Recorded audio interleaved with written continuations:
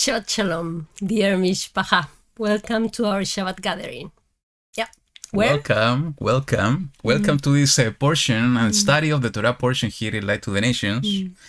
It's good to be here, it's a new Shabbat. It's good to be resting and being gathering with all of you here in this time of the day and time of Shabbat. Yesterday we were reading, as we have been telling sometimes, we do a kind of family gathering every Friday night that we call Kiddush. It's just to prepare ourselves for Shabbat. And what we do is a part of the tradition is to read the portion in Bereshit that is written about the first day and the first Shabbat. And, we had a very exhausted week and we have been working a lot. Yeah. And yesterday, I think we finished very late. Yeah. And we were working since 7:30 a.m. the entire day, and we were very exhausted. And when we were reading this part of Bereshit where it says that YaHuWaH created everything in 6 days, and in the seventh day he rested. And we were laughing here, the two of us, because we really understood what it meant that he needed and he wanted to rest. He was working day after day, doing this amazing creation, because wherever we look, we see the amazing things that YaHuWaH created and he's creating every day. And we were saying, now we understand that why YaHuWaH decided, no, this day I'm not going to work, this day I'm going to rest, and everybody needs to rest in these days because nobody's going to work, it's just for rest. It was nice. Was a kind of funny. So it's good, it's good to see this correlation to our own lives, to what YaHuWaH is teaching us. And Shabbat, as we know, is such a blessing. It's a blessing to rest. We were resting a lot today, actually, more than usual. Yeah. But it's good. It's good just to record the energies. And most important, the most important ways and important things of Shabbat is that we have the opportunity to connect to each other, to study His Word, and also to look forward to get closer to Him. Yeah. I think that's the most important point. He is the one that decided and put this day as a Kodesh day, a set-apart day, and it's a special time. It's the special time that we have to get closer to Him in order to know Him better and to let Him in to our own lives. So that's good. As Shirion is saying, this is the feast of Shabbat. That's true. It's a feast, and we need to celebrate it as it is. So today, we will continue with the amazing story that we have been reading about Joseph. Today is the portion Vayigash, and he approached. That's the name in English. And I think we will see important somehow foreshadows of things to come and things that happened and part of the plan of YaHuWaH, right? Yeah. It's so awesome how everything in the scripture is related to our lives, to your life. And every person who is described there, the challenges, the trial that they have to suffer and endure, and everything is for us. It's for our understanding, our learning, our path going back to Him. So it's beautiful. That's true. Yeah. And just saw Corina in the chat. We're so glad to see you, Corina. Yeah. And you have been our prayers this entire week. I know that many of us here in the chat have been praying for you. And it's so good to see that you are with us once again. Yeah. And we will continue praying for full recovery. I know that... and for all the body, all the family, because we know that a lot of people are suffering for different, stresses, maybe at work, physical pain, situation, maybe some illness. And we have to pray for each other. Exactly. And I would like to ask if you can tell us in the chat for the people that is coming from the States, from the US, to tell us how you are. We read and we saw images and videos about this strong storm that hit many places. So if you can share with us what's your current situation, if you are doing okay. just please share with us in the chat. All of you have been our prayers because of this, and not only because of this. I think we need to be in constant prayers for each one of us, as you said, because the times are getting very strange. It started getting strange many years ago, and it's going to increasing in craziness somehow year after year. And I think things that are coming are gonna be much more difficult, and we need to be prepared for that. So I see Shirion is saying that you are okay in Tennessee. That's good. Shannon is also in Kentucky doing good. That's great. So please share with us the rest if you are doing okay after the storm. We will continue praying for all of you. In Colorado, Rebecca also doing good. That's fantastic. That's the way we need to act with love for one another, and no matter that we don't know us each other face to face. I have been saying this many often, is that we feel this love of YaHuWaH in our hearts for all of us, and we need to pray. We have the chance to do something physically to support each other in some tangible way. We have to do it, but if we don't have the chance to do it, the least we can do is to pray for one another.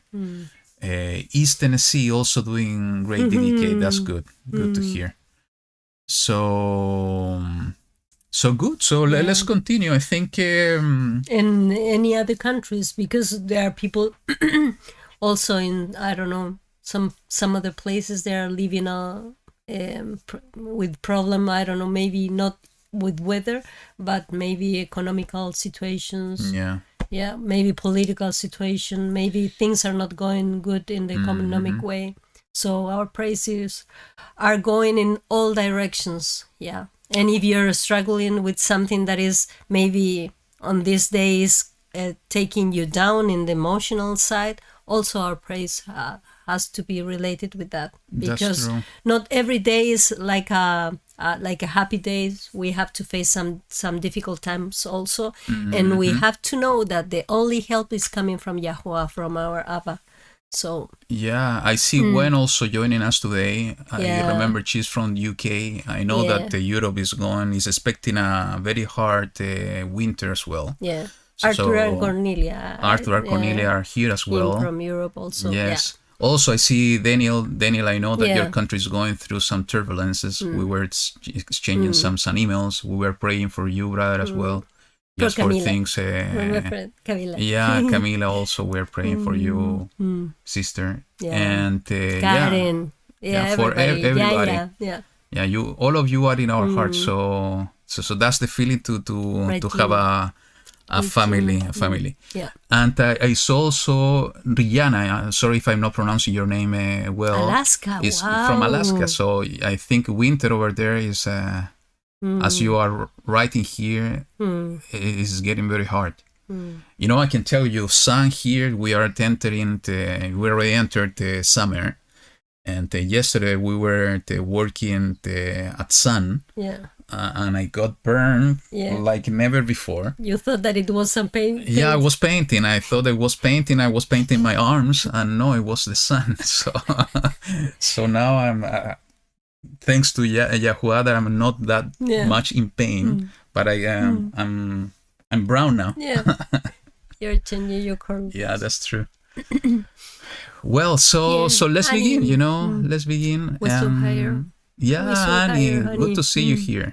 Yeah, we were missing you, Annie. And by the way, we are in a pending task. Yeah, please remember a family here where I live.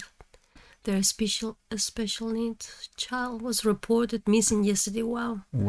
I was able to show police video footage of the couple he was last seen with at my workplace. Shannon, we are going to pray for him. Yeah. So he could or she could be found as soon as possible. Many things to pray, There's always things. Yeah, Sister Payne, I think that she changed the picture. I think. I'm not so sure. Okay, so let's start. You know, we have a song here to. Wow, Annie had no power for the some Shabbats in a row. Wow. Yeah, we're praying for you, Annie. I think you are very close to the stronger part of the storm, if I remember well. So we are praying for you that YaHuWaH is protecting you from all this that is happening. Yeah, her family, and also everybody's family, and in your works, that Ava gave you a way to continue working in the best way possible. Yeah. Weather is going crazy. We can think in many things, whether manipulation, or if it's not manipulation, we can think that, you know, nature is acting differently because creation knows that the days are becoming short. And it's written in the word that the entire creation will cry out for the manifestation of the children of Elohim. Yeah. So we are the children of Elohim, and the time for the manifestation in what it meant to manifest ourselves is coming closer, and that's why we need to be prepared. We need to prepare ourselves for that day.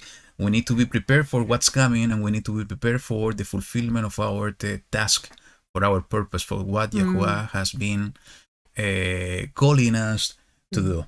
We have a task to do in these times, but what's the task that is coming ahead is going to be a marvelous one. And I think at that point of time, we are going to understand what it means to be a servant of YaHuWaH, because we need to be a servant, and we are going to serve YaHuWaH together with Mashiach in order to bring righteousness and truth to the world. So without more delays, let's begin. Let's share that song with you. Actually, you told me about this one. I remember this one, and I think it's coming just on time for the reading today. This is from Shelley Myers, and it's talking about exactly what we are reading. It's about Joseph and this story with the brothers. So let me put my earphones because I want to listen to this song. I think it's in the other way around. Yes. And let's listen to the song. So here we go. אני רואה אותם, הם לא הכירוני, ליבי נחמץ בקרבי. מה שלום אביכם הזקן, עליו דיברתם, העודנו חי.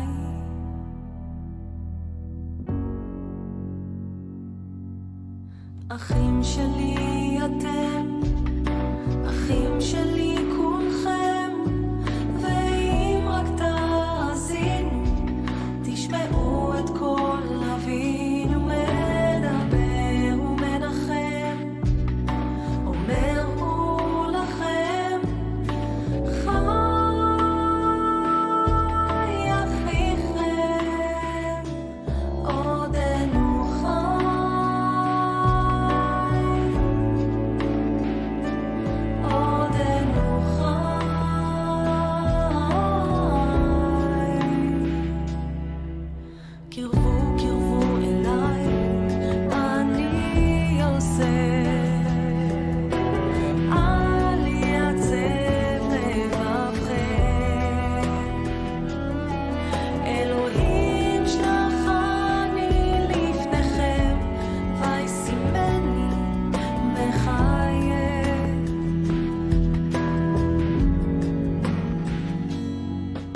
אחים שלי אתם,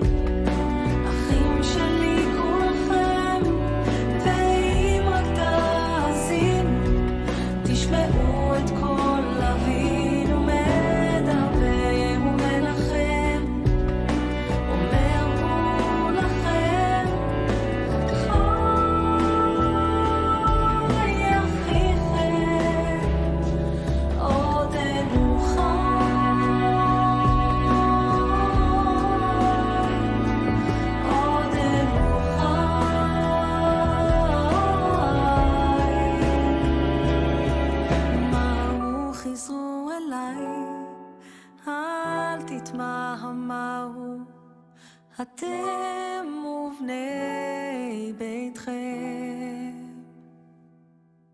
וישבתם קרוב אליי, ואכלתם את הטוב.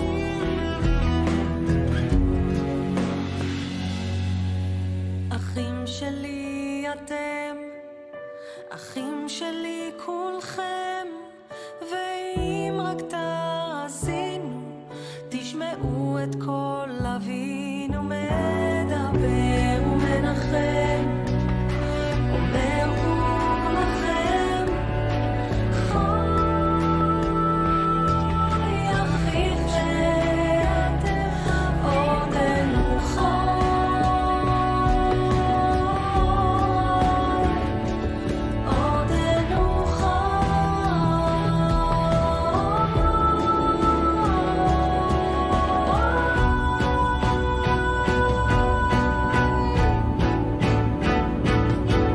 ואם רק תאזינו, תשמעו את קול אבינו מדבר ומנחם, אומר לכם, חי אחיכם, עודנו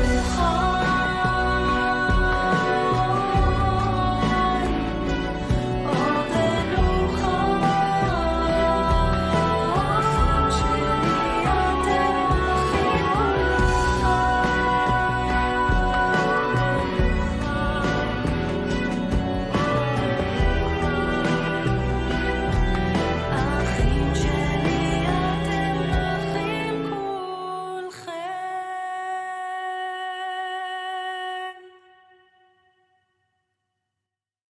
Well, you know, this is such a beautiful story, and put there in a kind of a song is making it even more beautiful.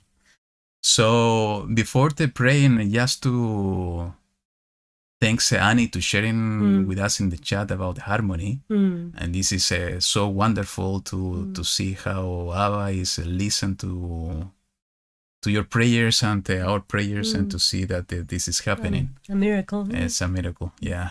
We are so happy for you, and we know that you are smiling now that you are telling us about this miracle, and we are so happy for you.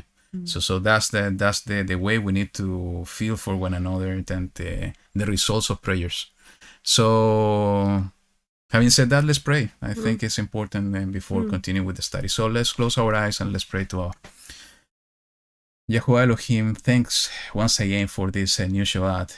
Thank you, Abba, for this gathering. Thank you, Abba, for your people out there. Thank you, Abba, because of your love in our hearts, because we can feel your love for one another here in our hearts as a confirmation that you are with us. Thank you, Abba, because you always listen to our prayers.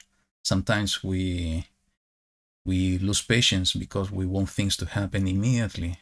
But you know your times, Abba.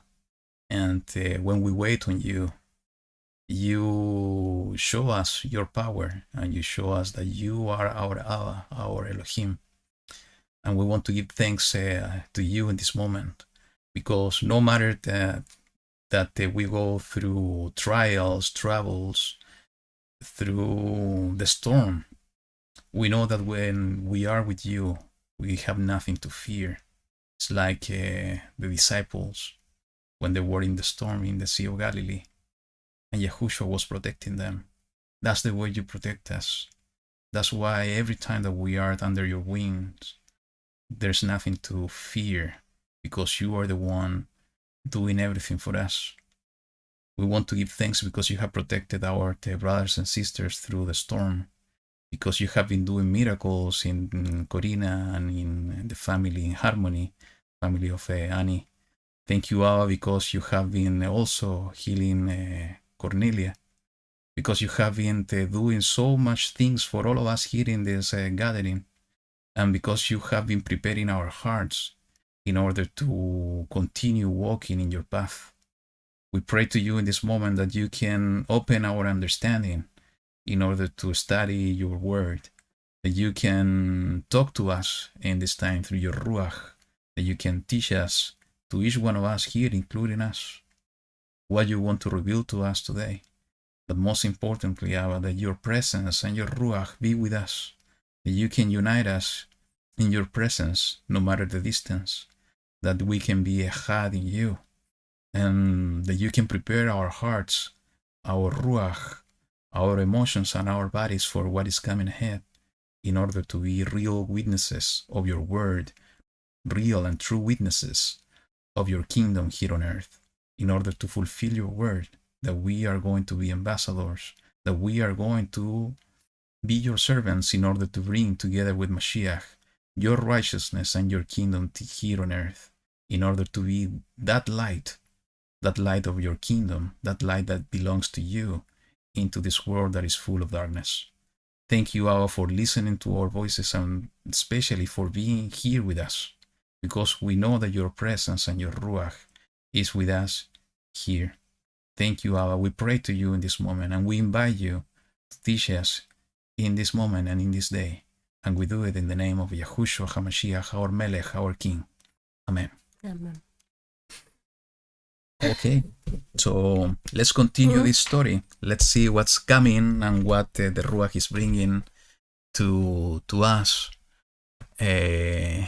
while we read this portion. So let's begin with the portion 60 seconds, and after that we're gonna continue with the reading of the chapter 44. Here we go.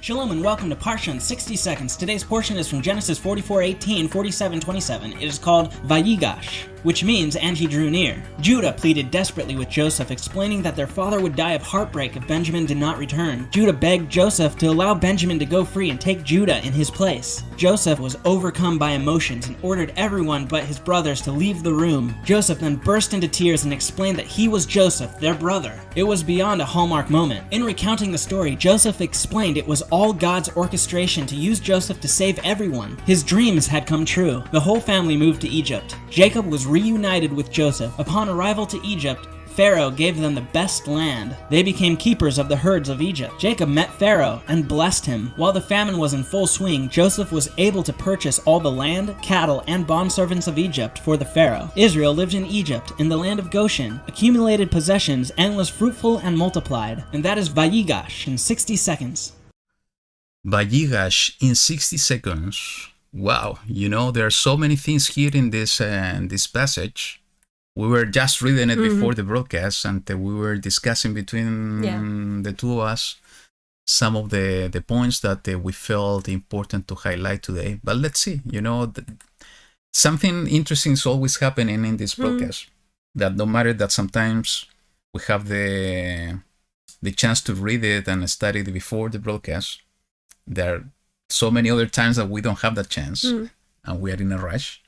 That even though that we have prepared a few points during the broadcast while we are sharing some of the highlights, more things are coming, and for me that's the most perfect thing, because it's the Ruach bringing some new knowledge and sharing with us more truth.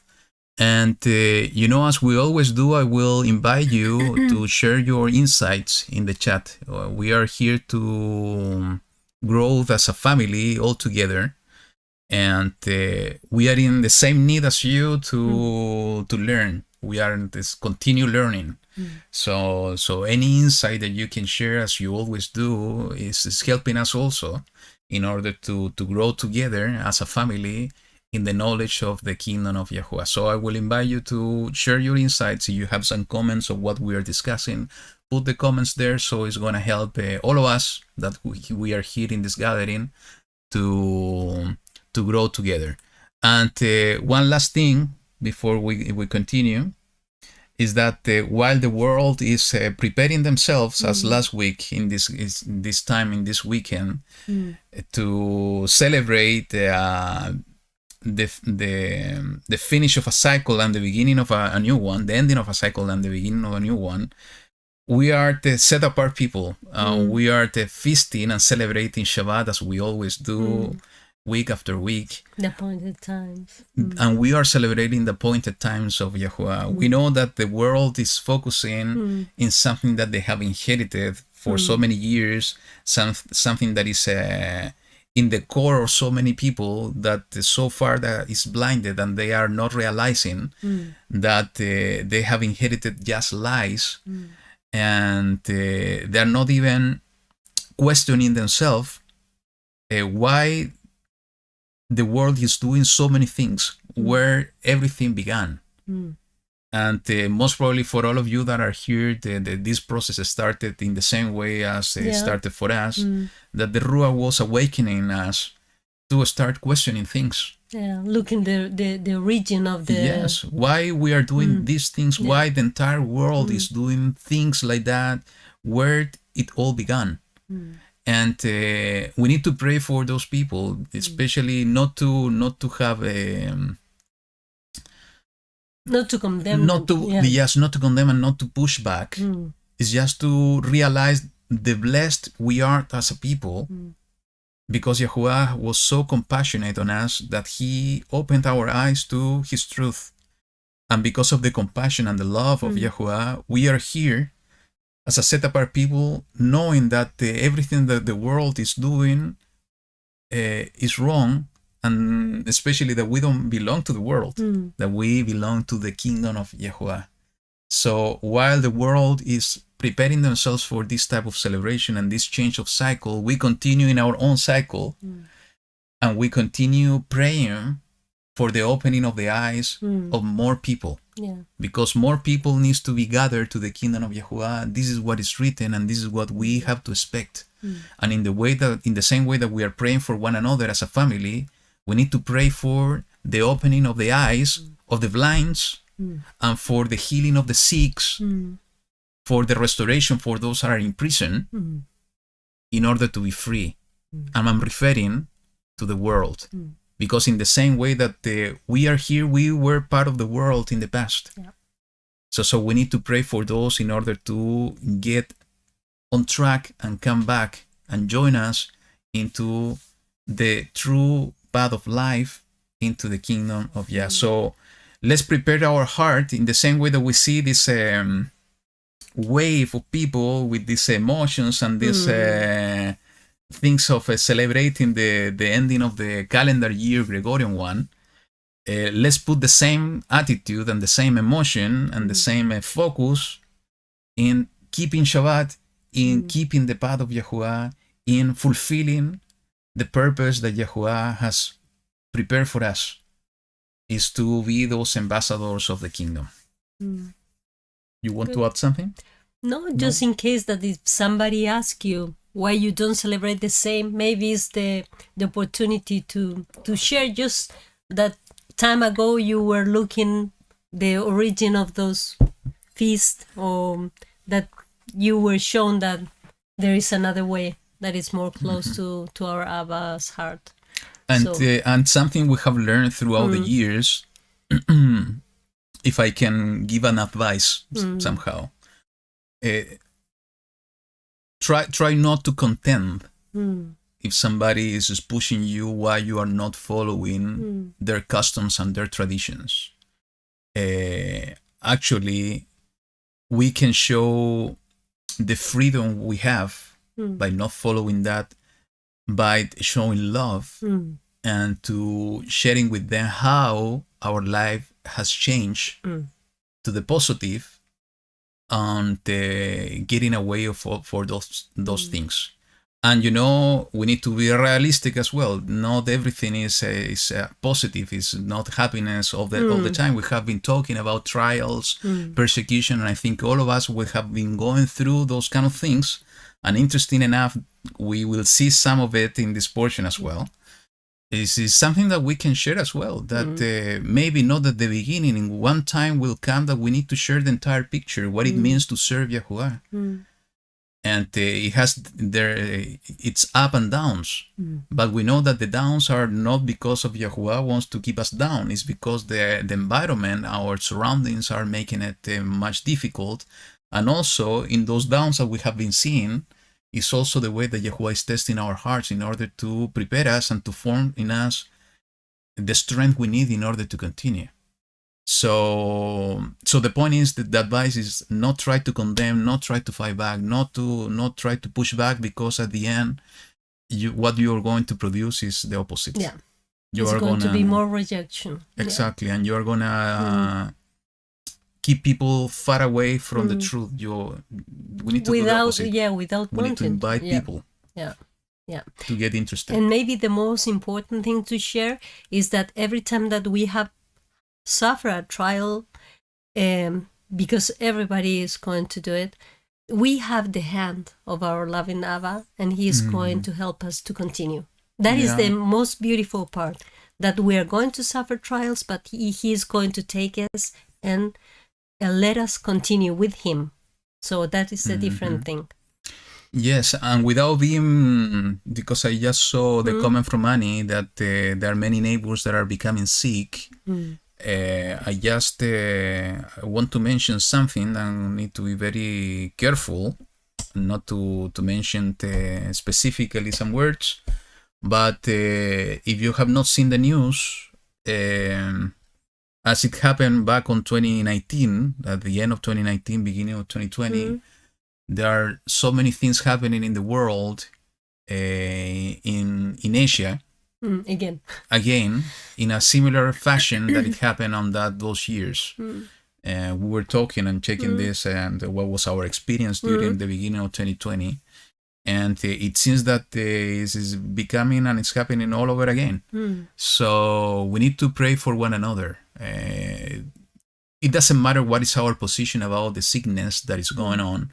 If we believe on that or we don't believe on that, I can tell you in our own experience that we have been sick this year like never before. And we still continue almost in a daily basis, feeling some things in our throat, and that we are time to time not 100%. So the point is that things are coming, and most probably we will see things happening and being unfold during this Gregorian calendar 2023.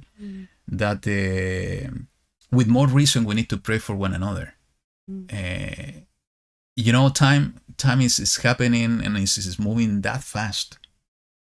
You remember the other day we were analyzing this. It's been 10 years when we started this walk, and the 10 years has passed like this. And starting this walk, I mean Abba opening our eyes to the truth of the entire word, And including setting Torah. apart for him. And we see that the time is passing by, maybe because we are getting older, that people used to say that. But I think this is not normal. It is more than because you are becoming older, is that you feel that the time is going faster. I think something is going on. And it's exactly what Camila said, it's tacos. These things are getting faster. So that's why, we should not lose heart. And it's so easy to lose heart. I'm speaking my own experience. I lose heart more often than I would like, believe me. And she's laughing because I know. She knows. But in the same way that we lose heart, we need to get closer to Abba alone in our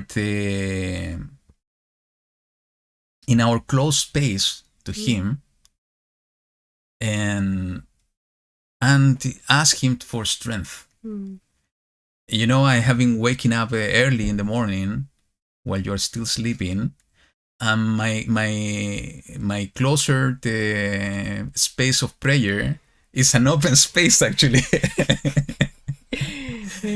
And you don't have a door to close. The door is not closed. Actually, it's in the outside. You can see over the window. It's outside in the morning. There's no noise. It's just feeling the temperature, nice temperature in the morning.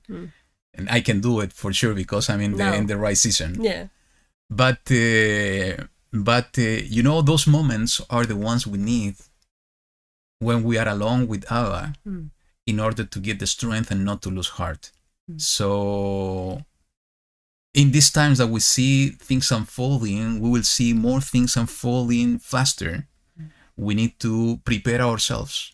We need to pray for one another. We don't need to get into the troubles of the world. We need to be set apart. We need to understand and see in things like YaHuWaH is seeing things. Understanding that everything that's going on needs to happen. And this is temporary.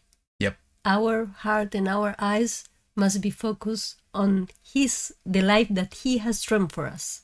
Yes. The next one, the one that we are working for. And again, it's not easy, because we are in this world. We are not of the world, but we are in the world. So everything that is going on, we are in the same boat somehow. It's like, the story of Jonah. Jonah was with many people from the nations. He was an Ivri. He was not fulfilling the word of YaHuWaH, but he was a different type of person. They were in the same boat and it was the same storm. So we are in the same situation. Everything that's happening in the world is also somehow impacting us. But what's the difference? Is that we know what's coming. And we know that YaHuWaH is in control. We know that every time, no matter that we are in the same storm, if we trust in YaHuWaH, no matter that we need to get into the waters and the big fish is gonna swallow us up, we know that YaHuWaH is gonna protect us. And maybe that fish is something that needs to happen in order to bring protection to us, in order to be saved. So that should be our mindset. That's what we need to pray about. And that's why, every time that I pray, I am asked for strength in different areas of our lives. In our Ruach, that is the most important thing. Also, physical strength. We need to be prepared physically speaking. We need to, we need to eat healthy. Most of as much as we can, in order to prepare our body to be ready for what's coming. And but also one thing is important, and we tend to fail in this area, and because we know that the battle is in the mind, is about our thoughts and our emotions. We get frustrated. What it means to lose heart is when we get frustrated because we allow some thoughts to take control of ourselves. And that's losing the battle in our mind. So we need to ask for strength in the Ruach, in our bodies, and also in our heart. So to have our emotions ready in order to be in the right mindset. Right? Yeah, right. Okay. So let's begin. Too much talking. Yeah. No, it's not too much talking. It's necessary talking. So we need to start in the chapter 44, verse 18. We know what happened. They were feasting, they were celebrating. They came back to Mizraim with their brother Benjamin, and Joseph was preparing this big table dinner with them. Actually, you remember I was reading in the book of Yasher before the broadcast, is that Joseph was offering wine to them. Oh, yeah. And they said, no, they were rejecting to drink wine because they said, since Joseph disappeared, we have not drink wine nor eat any delicacies. And Joseph was pushing them hard in order to drink wine, and they did it. And they were celebrating, they were happy, they had joy in their heart, and so on. So for me, it was interesting to read this because it's a kind of a parallel to Mashiach as well. Mashiach said in the last supper, in the last Pesach, he celebrated with his disciple, the Talmidim, that that was the last cup he was going to drink. Until he drank it anew in the kingdom of his Father. So the parallels are so direct that it's so amazing to see how in this story we see what YaHuWaH was going to do and what he is doing and what he will do. So that was the set in order to set the ground on the base of the story before continuing. So they found this the cup silver cup of Joseph And in their bags, then Benjamin's. they needed to come back, and that was the beginning of the end of the story last week. And it was in the sack of Benjamin. It was in the sack of Benjamin, exactly. So when that happened, and Joseph was going to take Benjamin as a slave, is what the beginning of the story starts in the chapter, this portion in the verse 18. It says the following. And YaHuWaH came near to him and said, O my master, please let your servant speak a word in my master's hearing, and do not let your displeasure burn against your servant, for you are like Pharaoh. My master asked his servant, saying, Have you a father or a brother?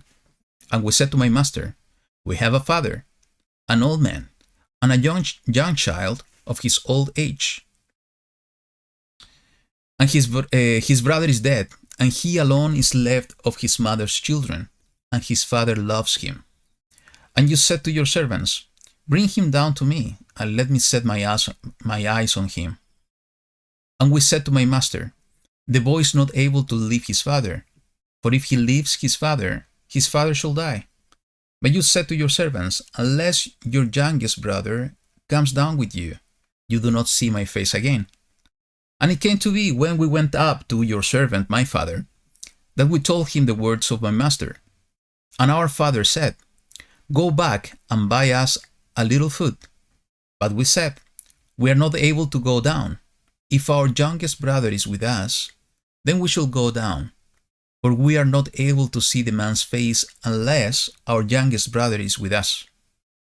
Then your servant, my father, said to us, You know that my wife bore me 2 sons, and the one went out from me. And I said, Truly, he is torn to pieces, and I have not seen him since. And if you take this one from me too, and harm comes to him, you shall bring down my gray hair with evil to Sheol. Let me stop there for a moment, because I'm going to make the same comment that we were discussing. You know, YaHuWaH somehow is stepping forward, doing a step forward, because he already took a responsibility in front of Yaakov. And when he saw that something was going to happen to Benjamin, he felt that responsibility. So that's why he spoke up. And the beautiful all of this is that besides that he's telling the truth, and he's relating the entire story about what happened and how difficult it was to convince Yaakov to let Benjamin go with them, is that he's relating to Joseph about what happened, what Yaakov thought it happened to him, to Joseph. That this is the first time that Joseph is hearing and listening to understanding that Yaakov thought that he was dead. So I tried to put myself in the shoes of Joseph. Actually, when we start reading the 45, we understand what was the emotional part of Joseph when he started to listen to all the story. But you know, what happened in that moment of listening the truth, maybe what happened in the mind of Joseph, and you mentioned something like that last week, I think, is that he saw in Pharaoh a figure of a father. Maybe he thought that Jacob was not interested. Just he gave up on looking for him. But he didn't know that Jacob was thinking that he was dead. Yeah. So you know, I don't know, that it was a strong situation, a very difficult situation, hearing and understanding and connecting the dots in this moment. And he feeling the suffer of his father. Yeah. And it says, and now if I come to your servant, my father, and the boy is not with us, since his own life is bound up in his life, then it shall be, when he sees that the boy is not with us, that he shall die. So your servants shall bring down the gray hair of your servant our father with evil to Sheol. For your servant went warranty for the boy to my father, saying, If I do not bring him back to you, then I shall be a sinner before my father forever. And now, please let your servant remain instead of the boy as a slave to my master, and let the boy go up with his brothers.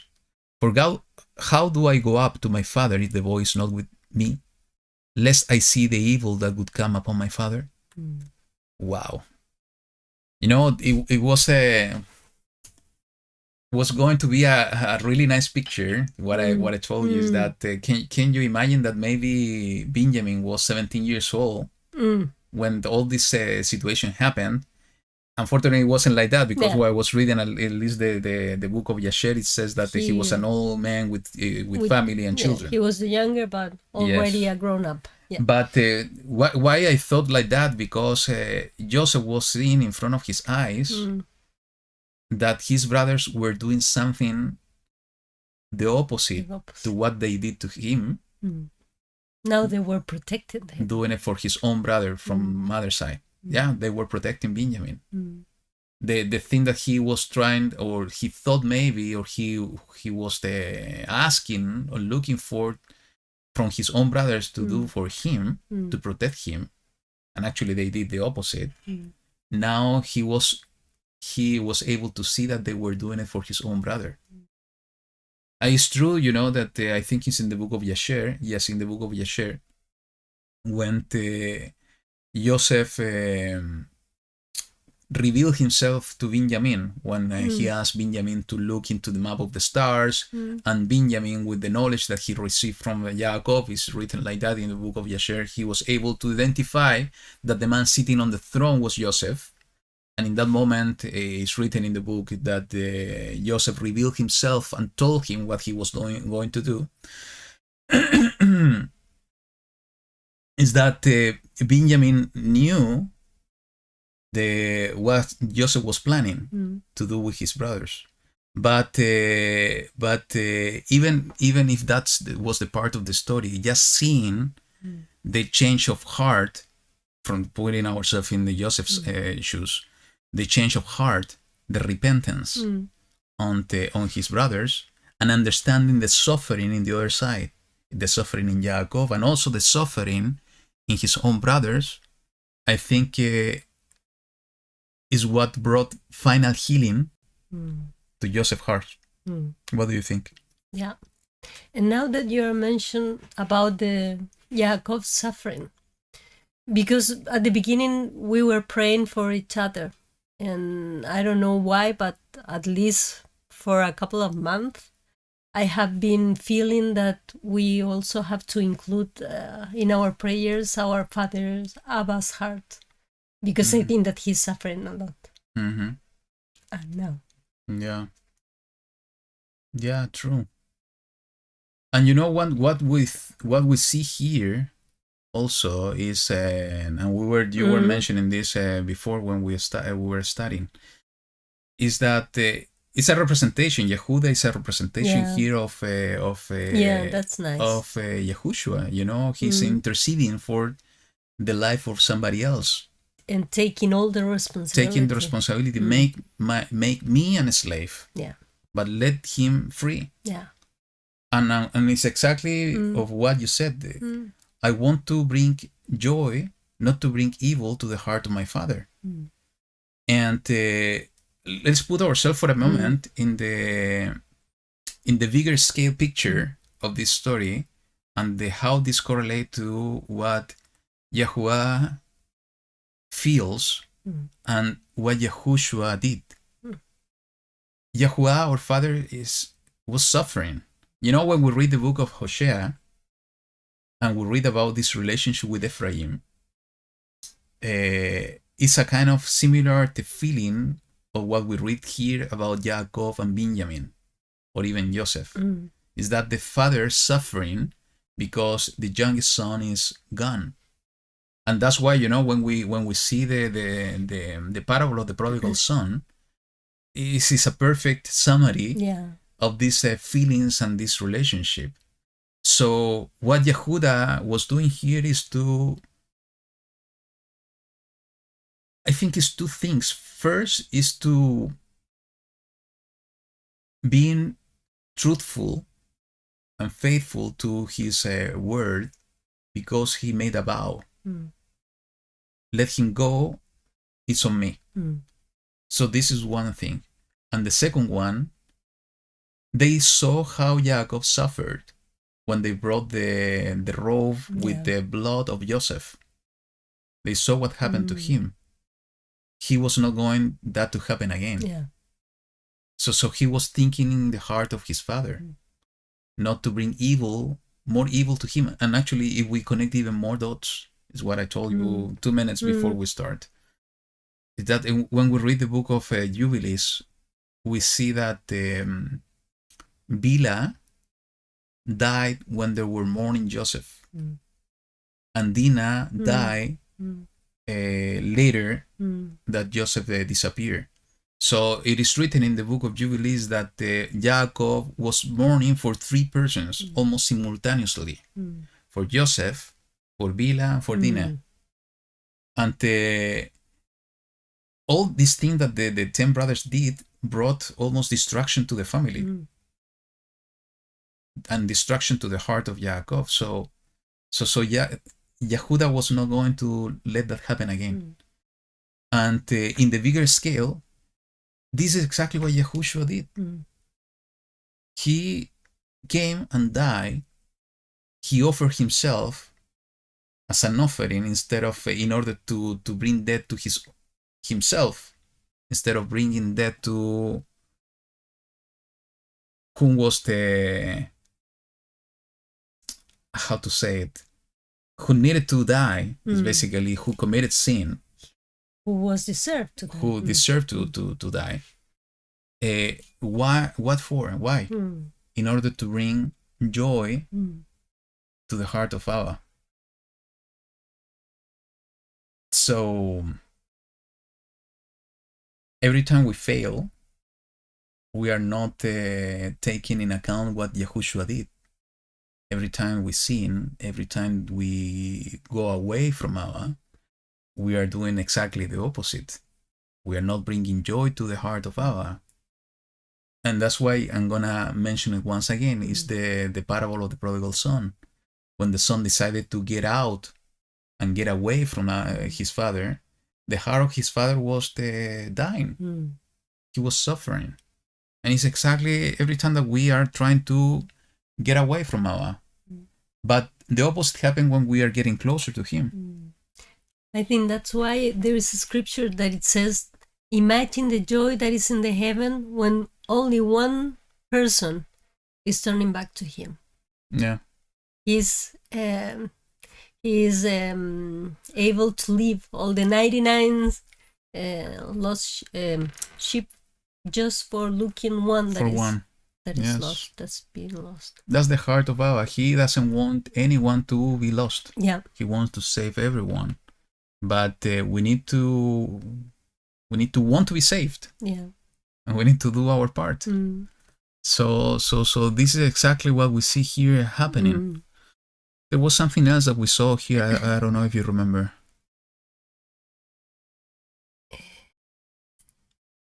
Well, when I don't know if it was here or it was later.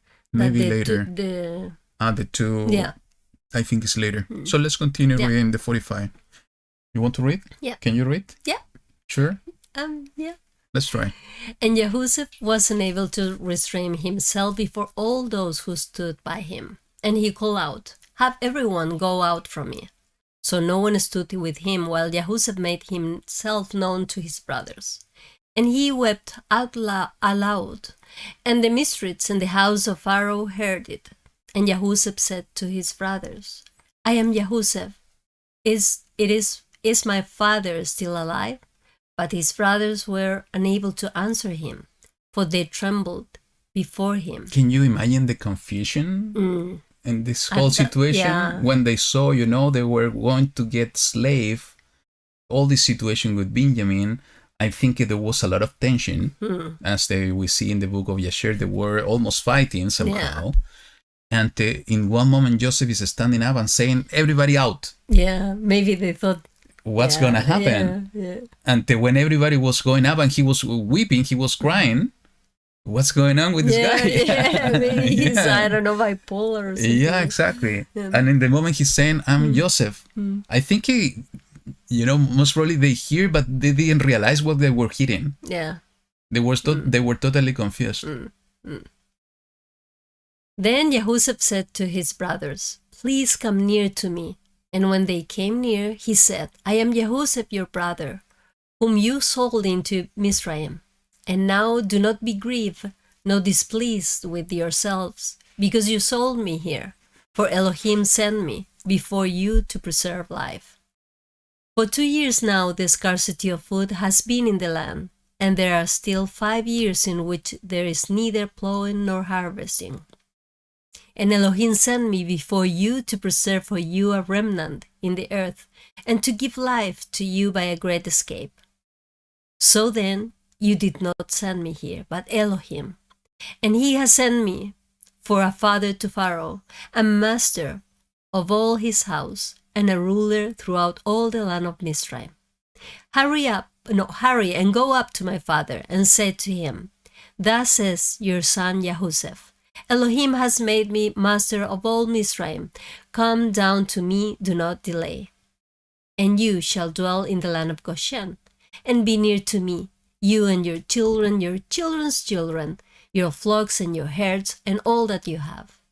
And I shall provide for you there, lest you and your household, and all that you have, come to poverty, because 5 years of scarcity of food are still to come. Let's keep it until there. So, wow, here there's a lot of information in these just few verses.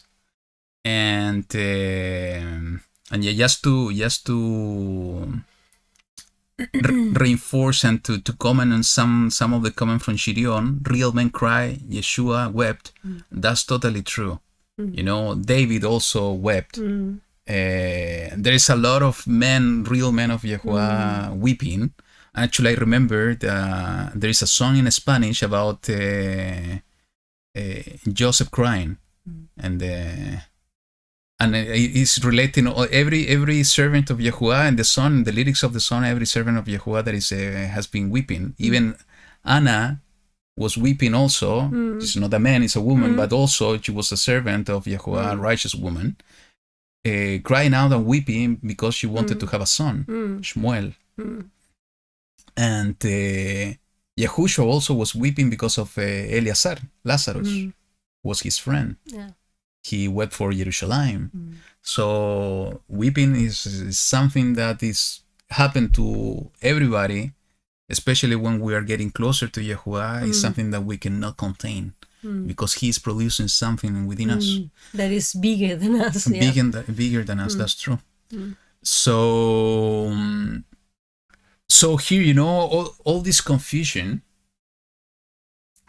and what speak to me is exactly what's happening today. And I think we mentioned this last week or the week before. Especially, you know, what's going on through all the history, the real nature, or the who Mashiach, Messiah really is, has been hidden from people.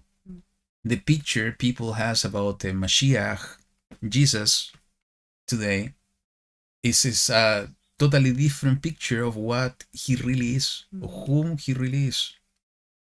So, you know, it's something similar to what I told you the other day with this series about the Chosen. I'm not going to speak about the series, but I'm going to use it because it's something that happened I mentioned a few days ago. And somehow it's connected to what I'm mentioning now. People is getting a picture of Messiah. Even a face of Messiah. And this has happened not only with the series, also with movies in the past. When they're going to really see Messiah as he really is, they're going to be confused. They're not going to recognize him. They're not going to be able to recognize him. They already set a picture and a kind of expectation about who Messiah, Mashiach is. So they're going to be in confusion and they're not going to recognize him. And it's exactly what's happening here. Joseph was totally different to the Joseph they remembered. They never imagined, no matter that maybe in one moment or the other, they remember the crazy dreams of the younger brother had. about becoming bigger Yeah. than them. But they didn't imagine that his brother was going to be there. Physically, in the aspect, was most probably different. Yeah, he was wearing different clothes. Maybe even the accent was not even the same. So a lot of things. Yeah. So I think this is exactly what's going to happen. Mm. Today, the tribe of Judah Mm. is not recognizing, most of the tribe of Judah is not recognizing Mashiach. Today, the 10 tribes has somehow in the last few years has becoming to be awakened Mm. to the truth of Messiah, who he really is. But not the tribes, not everybody is being awakened so far. Mm. So it's exactly the same picture. Mm. And Yahushua is getting closer to him. And it's exactly, what he said. Please come near to me. Yeah. And the moment that they're getting closer is when they started to reduce the confusion and start to listen more and to understand that he really is the Mashiach. And he said, I am going to provide for you Yes. and your household. So wow. And there are two things here. Is this, we see final healing here happening. Is Joseph, after everything he faced, everything he suffered, just by saying these words, demonstrate that he already received the healing when he said, you did not send me here. Elohim sent me here. Now I can see the purpose. He was not able to see the purpose until his brother got to Mizraim. Maybe he started to see the purpose at that moment, but only here when he saw that his father was still alive, when he saw the repentance in the heart of his brothers, when he saw also and he understood the suffering on Jacob's heart and also in the hearts of his brothers, he realized, and maybe the Ruach revealed to him, what was the true purpose of the entire story. Yeah, is to preserve. all this was necessary so you could reach this point, you and your family. He sent me before you. He's acknowledging that YaHuWaH Elohim he brought him there, and he is bringing his entire family there, and he was sent just before in order to do what? To preserve a remnant. And this is exactly what Yahushua is doing. He suffered a lot. He was despised. He was rejected. He was persecuted. He died. And he was resurrected. Why for? Is to preserve a remnant. Is to avoid, to save them basically. Is to bring salvation. And this is what Joseph is doing, is to bring salvation. Abba's ways are always different and higher than our thoughts. And it's so nice that we can maybe relate with this story, that all the suffering, all the separation, all the difficulties that we are going to confront in our life has a final purpose, and that final purpose is bigger than our current situation. So we have to put our focus in that reality, in the kingdom. And the words in the scriptures are not because of coincidence. And in the way that it's written here, I think it's also a picture of what's coming. It says, and to give life to you by a great escape. Yeah. Sorry, a great escape. For me, this is a picture of the great escape that is coming at the end times. We see what's written in the book of Revelation about the escape of the woman of the Revelation 12. It's a great escape. That is, she's going to the wilderness in order to be safe, in order to be protected, in order to have food. And it's exactly what you were saying.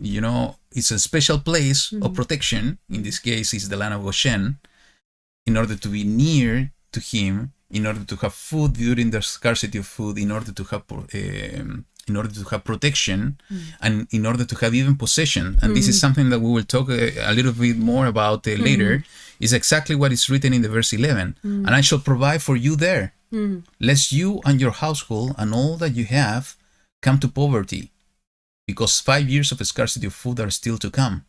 So even to protect them and in this case, prophetically speaking, to protect us of becoming to poverty, to lose possessions in order to become slaves, is what YaHuWaH doing for us in the same way that Joseph was doing for his family.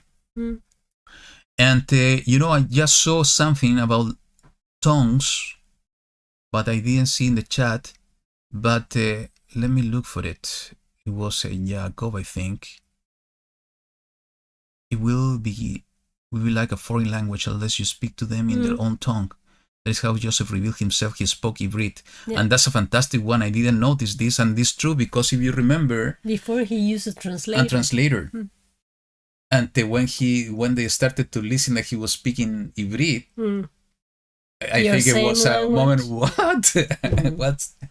Yeah, and I was telling you before that it was so nice that now they don't have anybody else there to help them. They are rightly with his brother. They are right in the same place with him.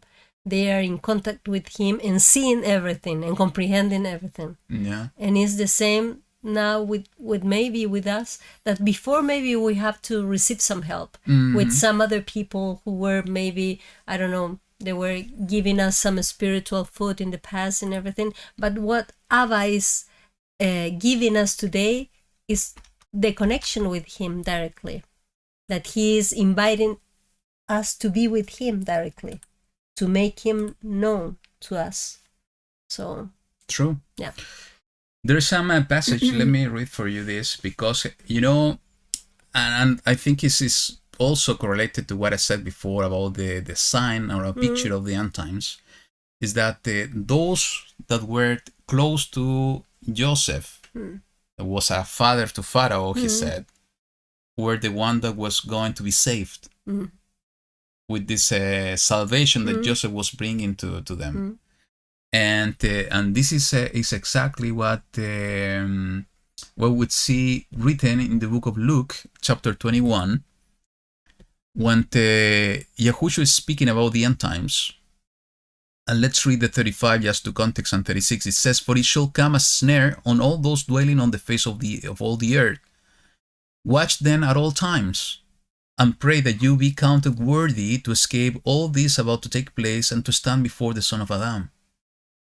So those are going to stand before the Son of Adam, and this is a reference of Mashiach,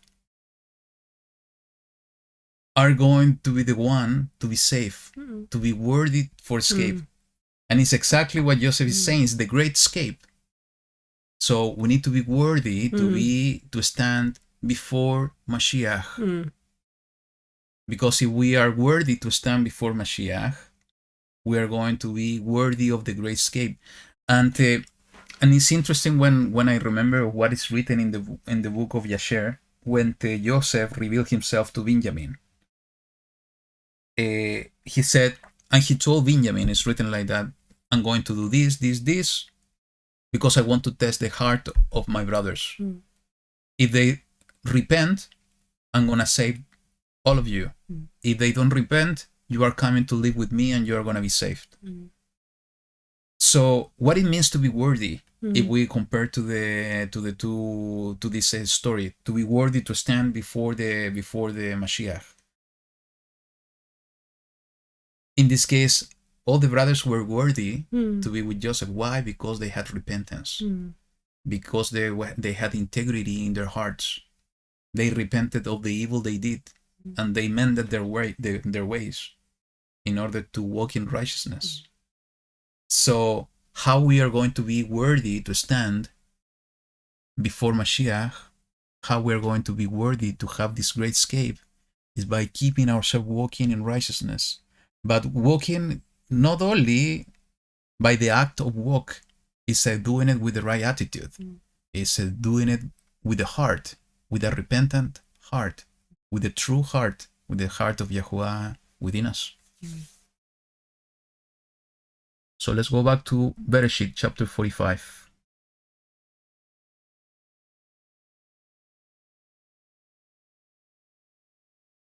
And then just last thought on this one. This is also a confirmation of what we talked last week, is about offenses, to feel offended because of things and evil things or troubles that we're going through. We need to realize that YaHuWaH also always had a plan. We should not get focused on the situation we are going through. We need to try to get out from that situation and to pray Allah to reveal to us what His purpose. And we need to go through the valley of the shadow of death, and we need to get out by the hand of YaHuWaH in order for Him to reveal after how many? 20 years? Yeah. Almost something like that. Yeah. Joseph, after 20 years, something like that, he was able to understand what was the purpose of all these evil things that happened to him. So maybe we're not going to be able to understand immediately. Maybe it will take years. But if we pray Allah and we rely only on Him, we are going to get to a point when we are going to understand why and what was the purpose of Allah of giving us the experiences we went through on life. So as we said weeks ago, let's embrace any experience that is coming to our lives with the right heart, with the right attitude, relying always at all times in YaHuWaH that He is the one helping us. And if we trust in Him, everything will be for good at the end. So where we have to continue? I don't remember.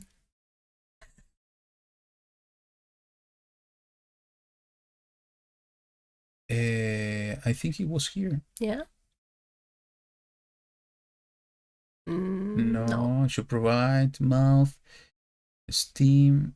I think that it was Here. here. Okay, let's start with the 12th. And look, your eyes and the eyes of my brother Benjamin, see that it is my mouth that speaks to you. And you shall inform my father of all this my esteem in Mizraim, and of all that you have seen. And you shall hurry and bring my father down here. And he fell on his brother Benjamin's neck and wept. And Benjamin wept on his neck. And he kissed all his brother and wept over them. And after that his brothers spoke with him. And the report of it was heard by the house of Pharaoh, saying, the brothers of YaHuWaH have come. And it was good in the eyes of Pharaoh, and in the eyes of his servants. And Pharaoh said to YaHuWaH, say to your brothers, do this, load your beasts, and go, enter the land of Canaan, and take your father and your households, and come to me, and I give you the best of the land of Mizraim, and you eat the fat of the land.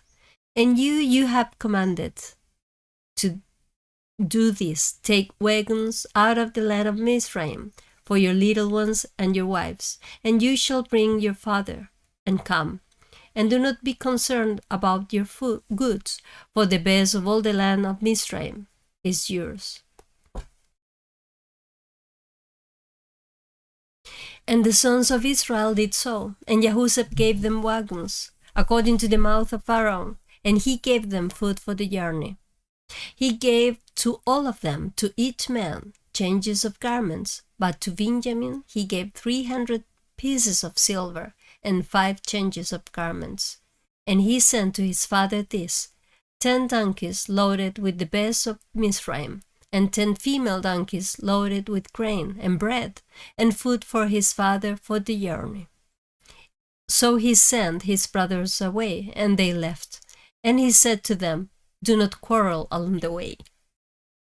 And they went up out of Mizraim and came to the land of Canaan, to Yaakov their father. So maybe we can make a comment here. So for me, this is a complete picture of the great second Exodus.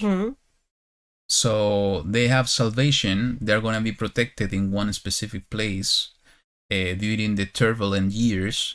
It's talking about the 5 years were left of the scarcity of food, and they were going to be protected during the 5 years. So in order to do that, they needed to go. They need to go to from one place to that place of protection. So this is a picture of the great second Exodus. And what you read in the 24 I think it is a message for all of us today. Do not quarrel along the On way. the way. Mm. So we need to be focused. Mm. We need to be focused in our task, in our priorities. Mm. Is that YaHuWaH and His kingdom is our most important thing in life.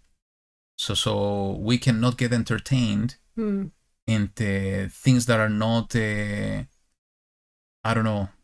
helping us to make progress. Mm. And it's happening to all of us.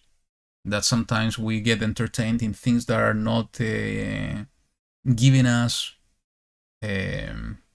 insights and input, are helping us basically to make progress. Mm. So that's message is for all of us, I think, today, especially in the times that we are living. There are so, what we discussed at the beginning, so many crazy things happening in the world and they're happening so fast that getting entertaining things that are not related to the kingdom is much easier in these times. Mm. And when I said things not related to the kingdom, I think I need to clarify this on the way that I see it. It's about our focus, our attitude, our mind, our thoughts, our heart.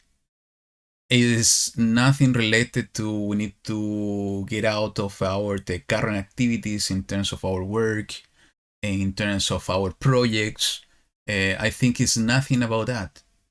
I do believe it's about where our heart is. We serve YaHuWaH at all times. We can be building a house as we're doing it here, but if we do it thinking in YaHuWaH and doing it because of a purpose of YaHuWaH, this is somehow fulfilling part of what He's doing or what He has been calling us to do. And in the process, learning all the things that He Correct. teaches here in the scripture Uh-huh. and related with what we are doing. Exactly, to learn about His ways, about what we are doing. And I think that's the key.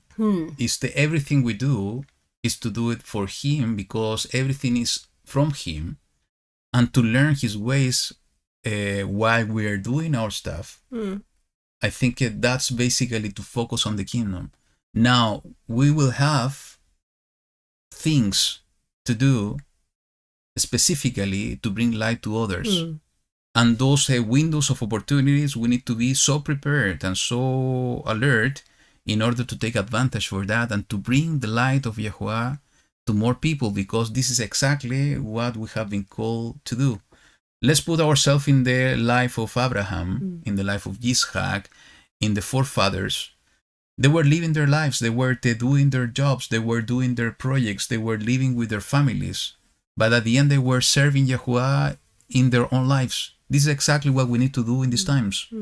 But together with that is to be priests for YaHuWaH, to bring His word to others.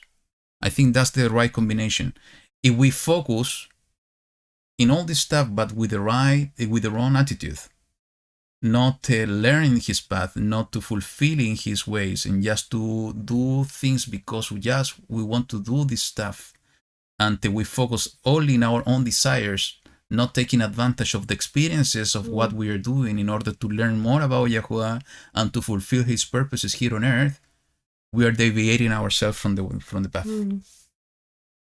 So for me, that's the meaning of focusing on things of the kingdom, or not focusing on things of the kingdom. Anything you want to add? No. No? Okay, let's continue. Where? The last three. Okay.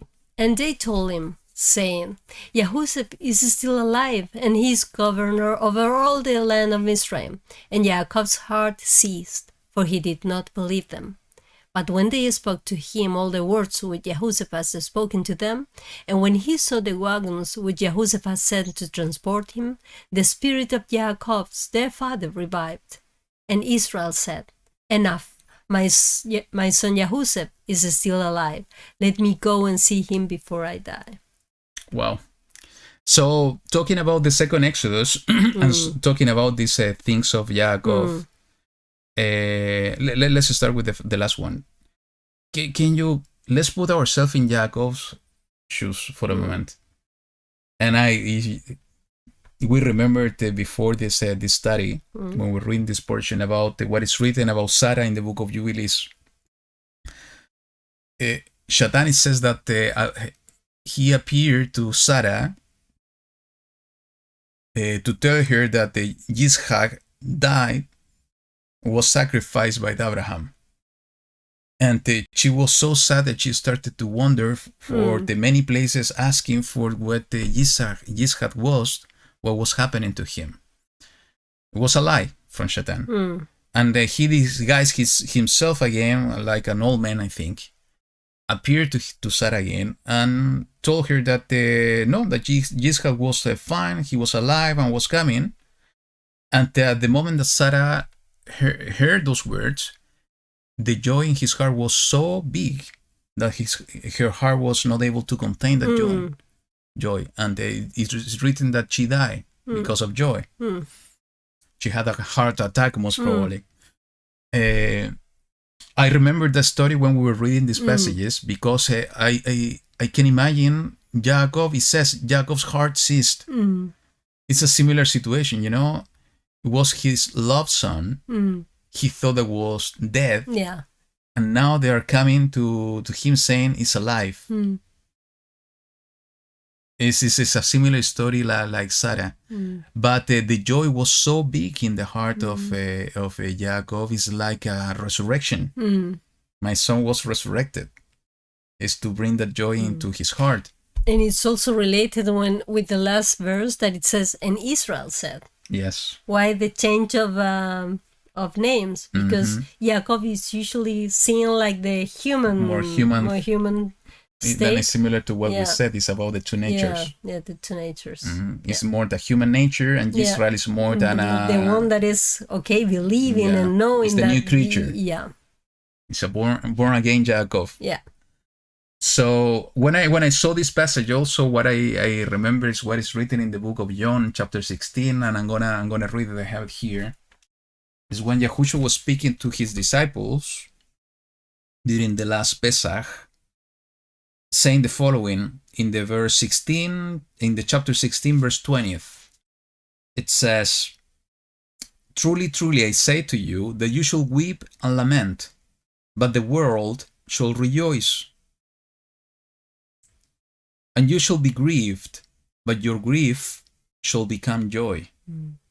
The woman has grief when she is in labor, because her hour has come. But as soon as she has given birth to a child, she no longer remembers the affliction, for joy that a man was born into the world. And you, therefore, have grief now, but I shall see you again, and your heart shall rejoice, and no one takes your joy away from you." So this is exactly what we see happening here with the brothers, but specifically with Jacob. And I think in the words of Mashiach, the disciples got the joy when they saw him resurrected. We are going to get the joy when we'll see him coming back. Everybody that has been living in this world throughout history, when there are going believers that are going to be resurrected, that they had set the expectation in YaHuWaH, and they are going to be able to see YaHuWaH face to face. Let's think on Abraham. Let's think in Moses. Let's think even in the disciples when they see YaHuWaH coming back and taking the position as king of the entire world. The joy is going to be that big, so huge, that we need to pray YaHuWaH to protect our hearts. yeah. So we can resist that emotion. To resist the emotion, exactly. So that's the way that we can understand that there are gonna be no more tears. It's going to be only joy. That's why we need another kind of body, a perfect one, to resist all the perfect feelings. Yeah. The greatness. And regarding the wagons, Mm. that I found the passage here. Let Mm. me see if I found it quickly. Is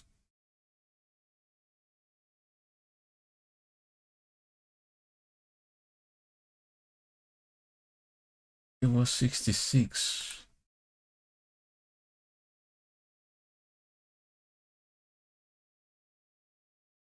No. Because there is a prophecy in the book of Isaiah. 66. It was 66, right? Yeah, because But I cannot you see it here now. you read it. Look, Yes, look, let's here see. it's at the end.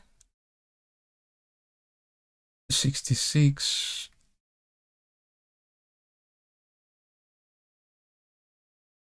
Mm-hmm.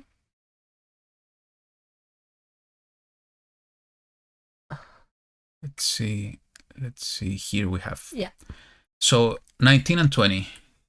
So it says, talking about the end times, and I shall set a sign among them, and shall send some of those who escape to the nations, Tarshish and Pul and Lut, who draw the bow, and Tubal and Yawan, the coastlands afar off, who have not heard my report, nor seen my esteem.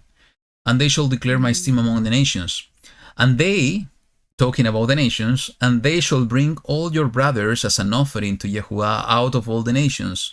Listen, on horses and in chariots, and in litters, on mules and on camels, to my set-apart mountain, Jerusalem, declares YaHuWaH, as the children of Israel bring an offering in a clean vessel into the house of YaHuWaH. And from them too I shall take for priests for Levites, declares YaHuWaH. For as the new heavens and the new earth that I make stand before me, declares YaHuWaH, so your seed and your name shall stand. And we see here is that basically the nations will provide the transportation Yeah. means Yeah. somehow in order to bring the children of YaHuWaH back to the mountain. And this is exactly what we see in this story. It was Pharaoh, the one saying to Yeah. Joseph, take the wagons, send them in order to bring your family here. So it's exactly a correlation, a picture of the second Exodus. How this is going to happen in reality, I don't know. How this transportation is going to happen or is going to be facilitated, I don't know. But it's basically the same thing that we see happening here in this story. Pharaoh representing somehow the world, providing the means for transportation for the second Exodus of Yaakov and his family to the place of protection. We see here somehow also in the prophecy of Yeshayahu, Isaiah, saying exactly the same. The nations will bring them back to the mountain. I found that interesting. So I think we end 45, right? Yeah. Anything else to add? No? No. Let's go to 46. So it says, and Israel set out with all that he had, and came to Beersheba, and slaughtered into the Elohim of his father Yitzhak. The book of Jubilees, by the way, I was reading very fast. It says that this happened, this part happened during Shavuot. And it's really interesting because prophetically speaking, in the timeline for the end times, I think Shavuot is going to be a special time when the covenant is going to be renewed again with the two houses in the wilderness. It says in the book of Ezekiel, that he's going to pass us through the road and he's going to enter into a covenant with us. So those wording is talking directly to a relation, a connection with the feast of Shavuot. And we think in this portion and this story as a picture of the foreshadow of the second Exodus. It's very meaningful that Yaakov is going to Beersheba.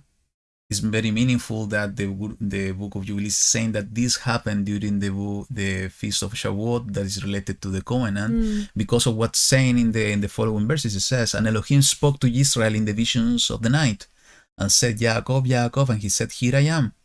And he said, I am the Elohim of your father. Do not be afraid to go down to Mizraim, for I shall make you there into a great nation.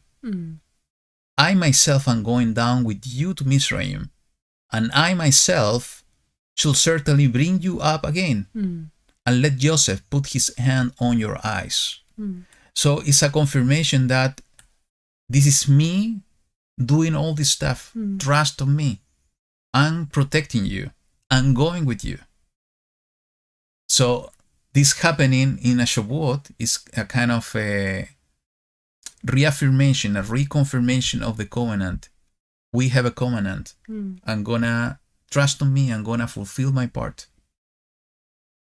Be with me. I'm with you.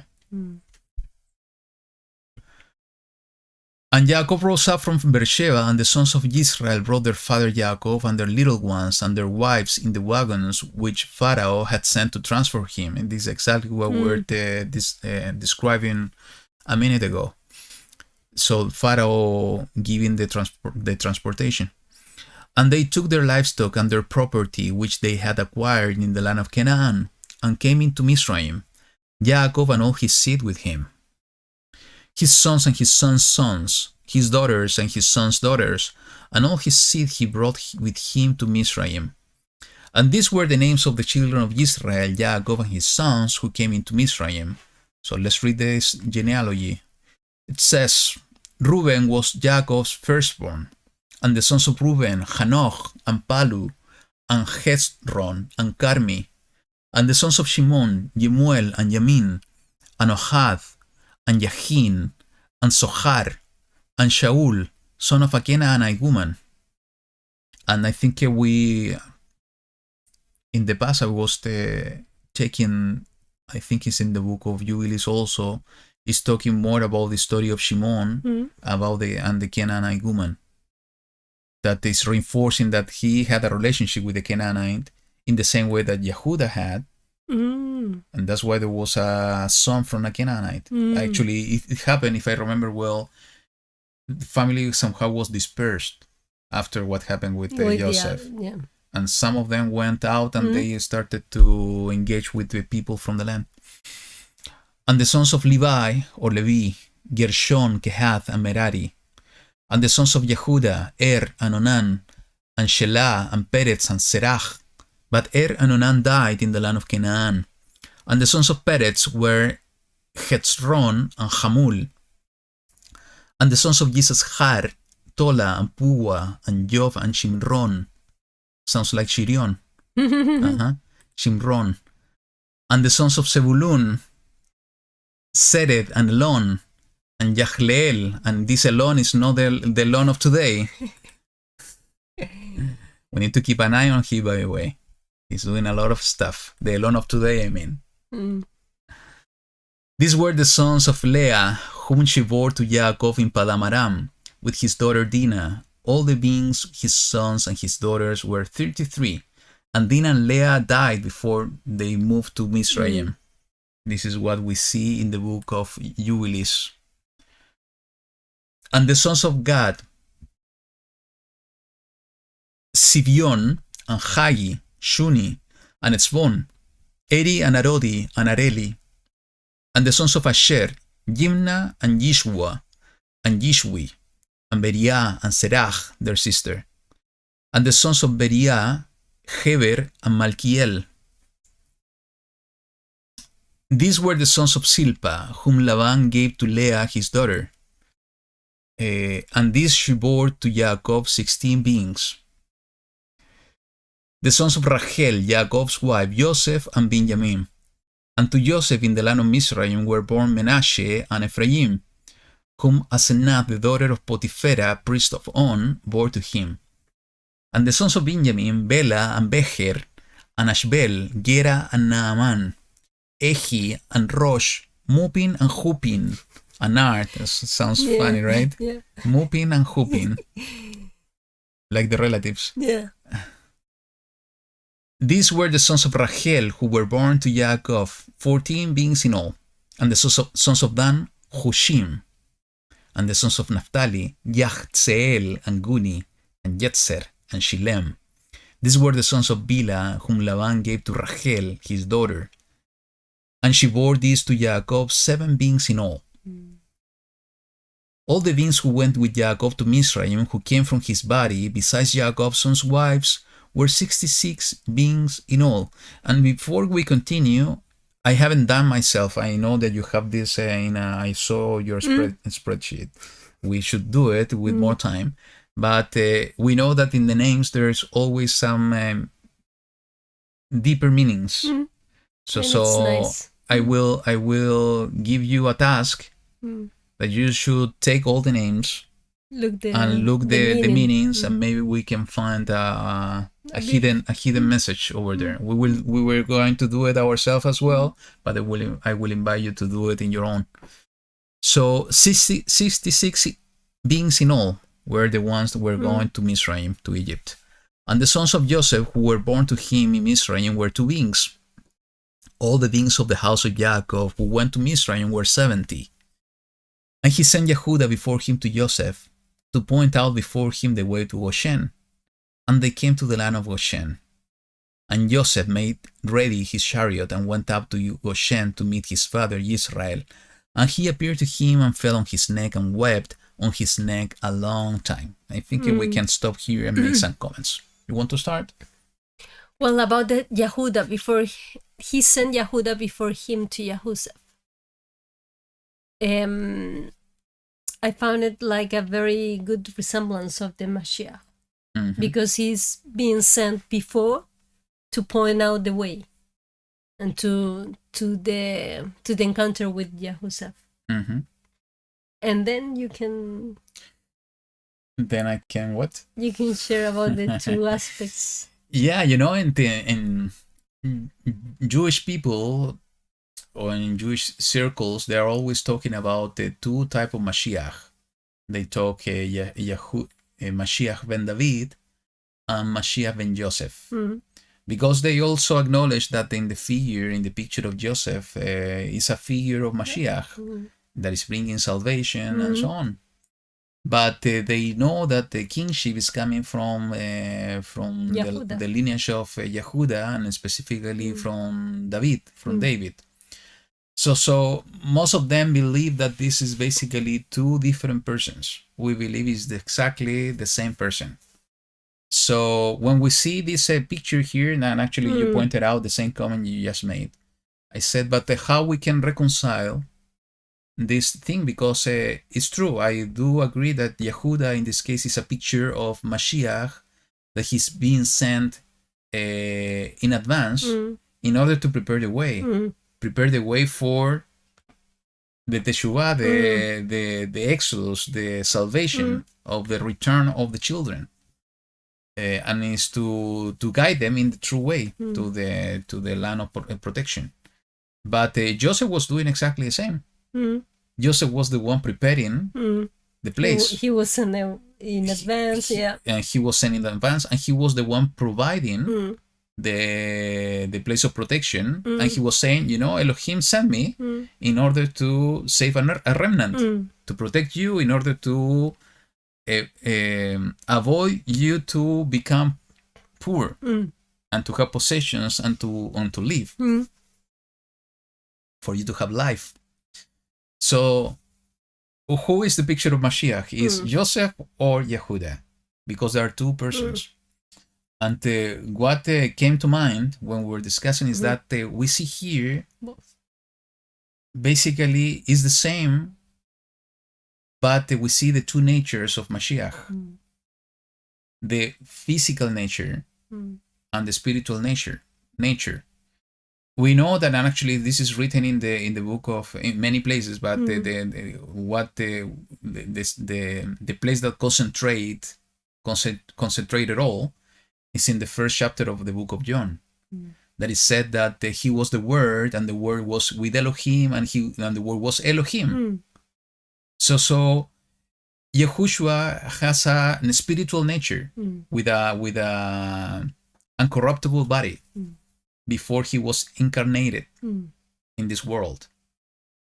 And that incarnation in this world, that first nature represents somehow Joseph.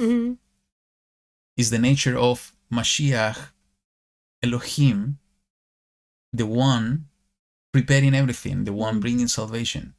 But he needed to come to the world in order to prepare the way.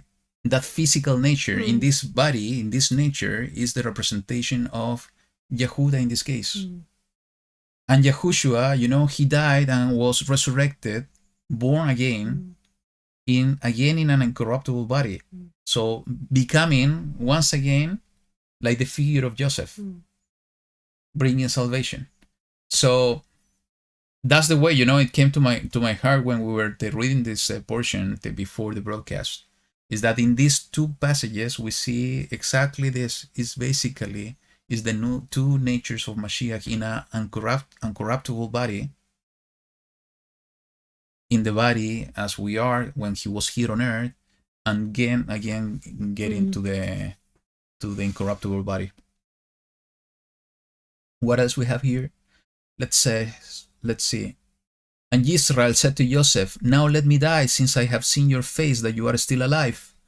And Joseph said to his brothers and to his father's household, "I'm going up to inform Pharaoh and to say to him, my brothers and those of my father's house who were in the land of Canaan have come to me. And the men are shepherds, that they have been men of livestock, and they have brought their flocks and their herds, and all that they have. And it shall be when Pharaoh calls you and says, what is your occupation?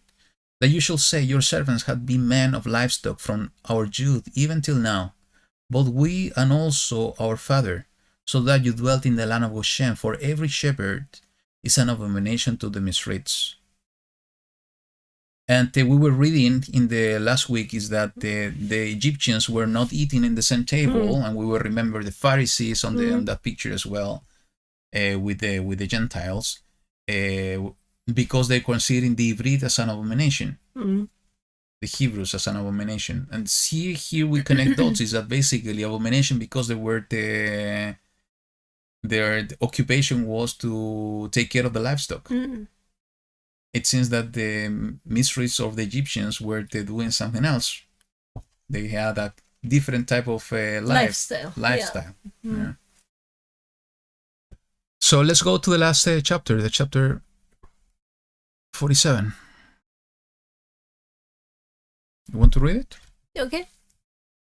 Then YaHuWaH went and spoke to Pharaoh and said, "My father and my brothers, their flock and their herds, and all that they possess have come from the land of Canaan, and see, they are in the land of Goshen." And he took 5 men from among his brothers and presented them to Pharaoh. And Pharaoh said to his brothers, "What is your occupation?" And they said to Pharaoh, "Your servants are shepherds, both we and also our fathers." And they said to Pharaoh, "We have come to dwell in the land because there is no pasture for your servants' flock. For the scarcity of food is severe in the land of Canaan. And now please let your servants dwell in the land of Goshen." And Pharaoh spoke to YaHuWaH, saying, "Your father and your brothers have come to you. The land of Israel is before you. Settle your father and brothers in the best of the land. Let them dwell in the land of Goshen. And if you know a capable man among them, then make them chief herdsmen over my livestock." And YaHuWaH brought in his father Yaakov and set him before Pharaoh. And Yaakov blessed Pharaoh. And Pharaoh said to Yaakov, "How old are you?" And Yaakov said to Pharaoh, "The days of the years of my sojournings are 130 years. Few and evil have been the days of the years of my life, and they have not reached the day of the years of the life of my fathers in the days of their sojournings."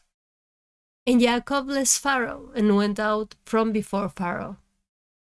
Continue. The last one, yeah. So YaHuWaH settled his father and his brothers, and gave them a possession in the land of Israel, in the best of the land, in the land of Ramses, as Pharaoh had commanded. And YaHuWaH provided his father and his brothers, and all his father's household with bread for the mouth of the little ones.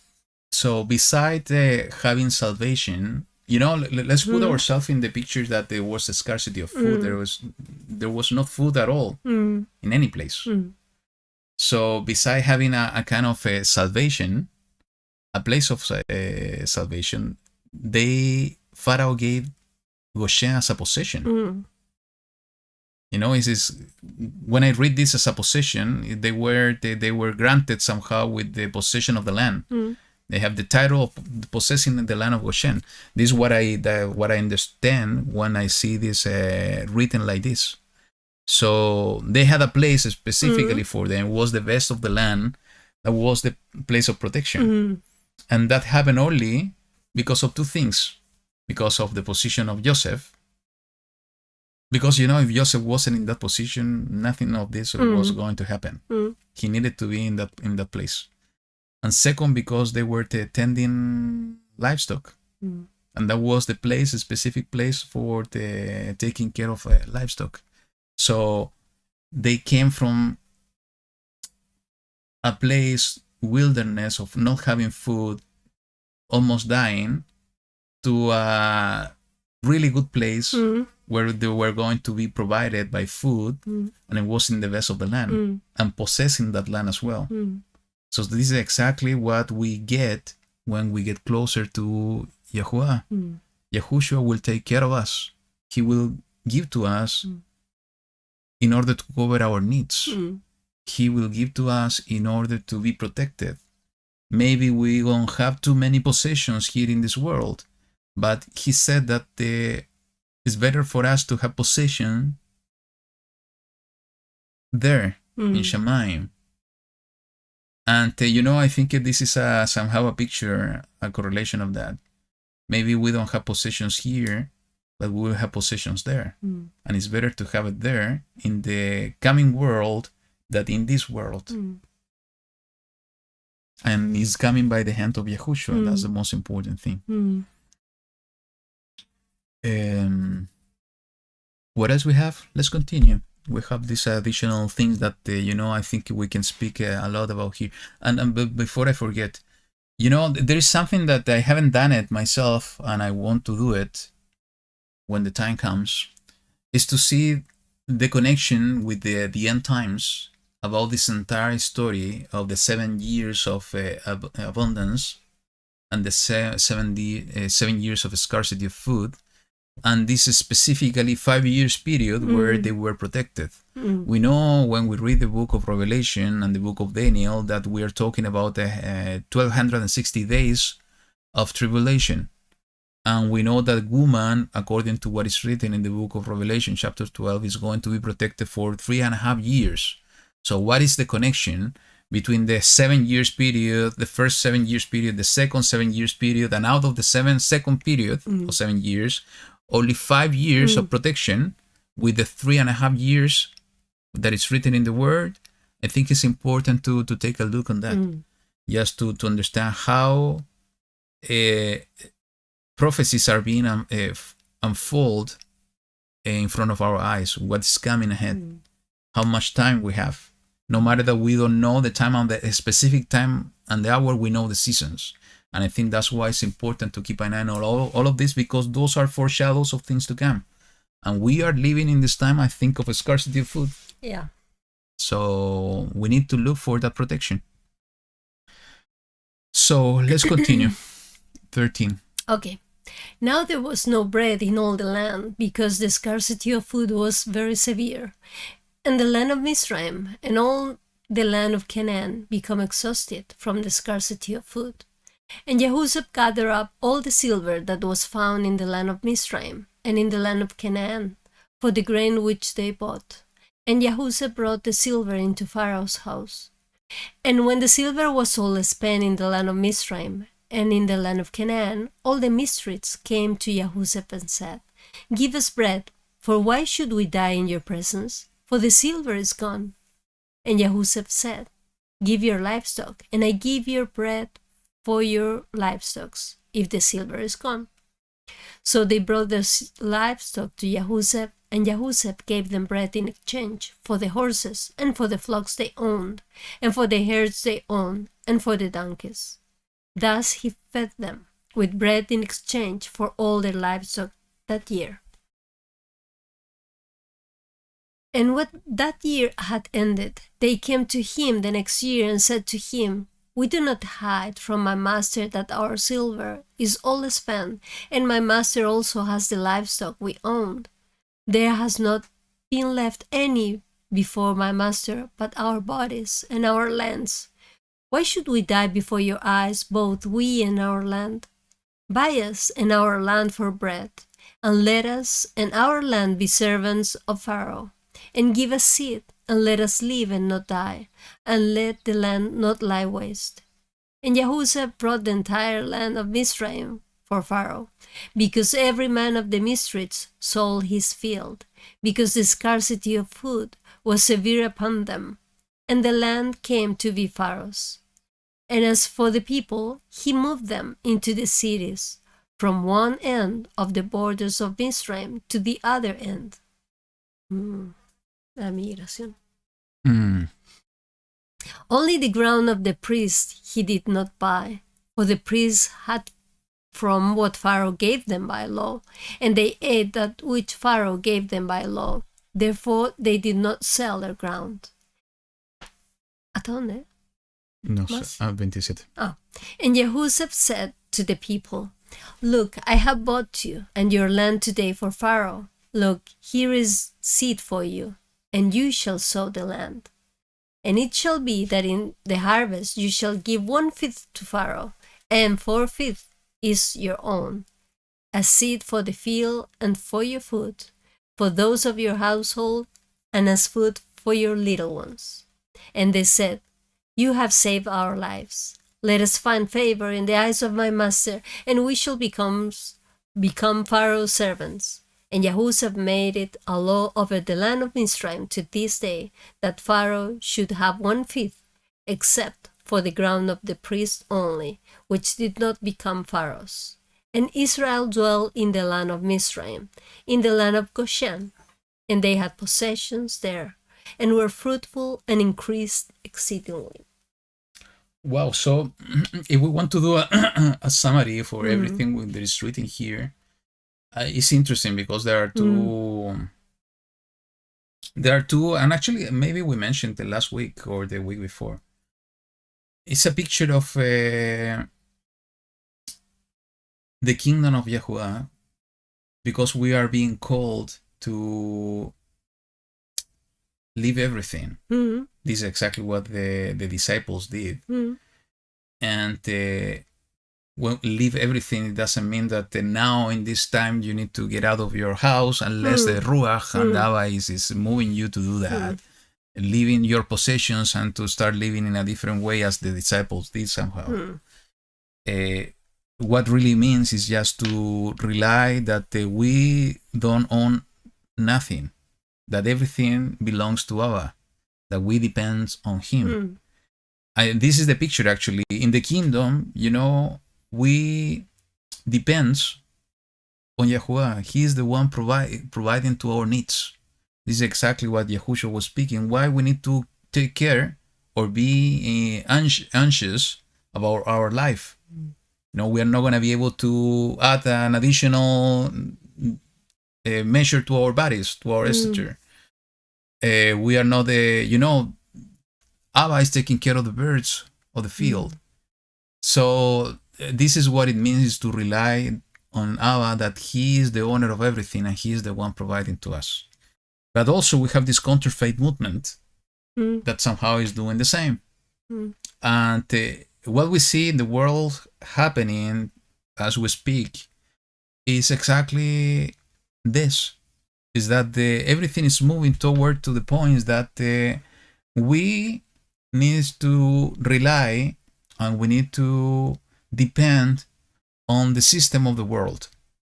If we had a kind of dependency on the system of the world till now, what is being pushed is that dependency should increase to even to certain areas that are totally crazy. Because they begin with the food, then the silver, then the animals or the what they have, and then their own the land and their own bodies. They in this case, what is happening, and again we can see this in the kingdom of YaHuWaH, but also in the counterfeit movement. And I think you have a good point there, and you should mention it. let's talk about the counterfeit movement. Is that the first is to remove you from all your means to have transactions, basically your silver. It's removing your money, your currency, so you have nothing in order to exchange. Then to remove any kind of assets. In this case, the animals. Let's put a different name. If you have animals, maybe you have a car. Yeah. Or you have something that is worth enough in order to put a transaction. Then is to remove your possessions, your land, your houses. So you have nothing. You need to completely depend on what they are gonna provide to you. And later, the last one is to lose your freedom. Yeah. You're not gonna be more free. And actually, what happened when you stop there is that it was they were moving people from one place to the other. It says from one side of the city to the other side. It's a kind of migration from people from different places. And interesting enough is that they were moving it to the cities. This is what Joseph did. They were moving it to the cities. Why? Because they lost their lands. They used most probably to have their lands in order to produce their own food. And then and it's not, this is exactly what is written. They were asking for bread. They were not able to produce food because it was a scarcity of food. So they were moving from the people from the lands to the cities in order to have the full dependency in this case of what Pharaoh was going to provide, and they became a slave to the Pharaoh. And this is exactly what's happening today. This is exactly what the system of the world is trying to do. But this is happening to the people of Mizraim. That was happening to the people of Mizraim, and this is a good point to mention, because, and that's the point that we said we were going to discuss. But because he said in the 27, and Israel dwelled in the land of Mizraim, in the land of Goshen, and it says, and they had possessions, and they were fruitful, and increased exceedingly. So that system or that movement was not being applied on them. Exactly. They were protected in the land of Goshen. They had possession. They didn't had the need to give that land back. They didn't lost that land. They didn't lost their possessions to the world, to the Egyptians, to the Mizrites. They had that issue. They lost their entire freedom because of this situation. And actually, if we go back to what we were reading, it was in the 45. Joseph said the following to them: and I shall provide for you there in the land of protection, lest you and your household and all that you have come to poverty.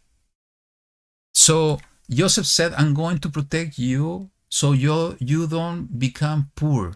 You don't lose your possessions. So there was two group of people at the end in the 47. The Egyptians that lost everything, and the people of YaHuWaH that they kept everything that YaHuWaH had granted to them, because Joseph was protecting them. So when we see the parallel of what's happening today, we need to pray for that, that we are protected in the same way. That no matter that we see the world and the system going in one direction, that they want to take control over everything, even the lives of people, losing their freedom, that we are not in that part of the group. That we are going to be protected in the same way that Israel was protected in Goshen, keeping the possessions that YaHuWaH was giving them, keeping the freedom that YaHuWaH gave them, because they were under the protection of Joseph. In our case, because we are under the protection of Yahushua HaMashiach Malkeinu, our King. So it shouldn't be a coincidence, or it should not caught us by surprise what's happening today, because they are trying to replicate exactly this. Now, the system of YaHuWaH somehow works in the similar way. This counterfeit movement is trying to imitate somehow the kingdom of YaHuWaH. but it's a fake one, because in the kingdom of YaHuWaH, we have the one that he owns everything because he created everything. So the creator can create more things. The creator can bring abundance instead of a scarcity of food. And you told me something that maybe you should mention. Why you think all of this is happening in the system of the world? But you can explain it better. Yeah. I have problems with the words. Why? Yeah, because in Spanish that's it's right. easier. In Spanish. But you speak a good English, even better than mine. So what Lillian said is that what's happening in the world, this counterfeit movement, is a kind of a preparation for the taking over of the kingdom of YaHuWaH. So basically, people are going to get used. The misreads are going to get used to this situation. To what point? To this point. Let me find it because I think this is good.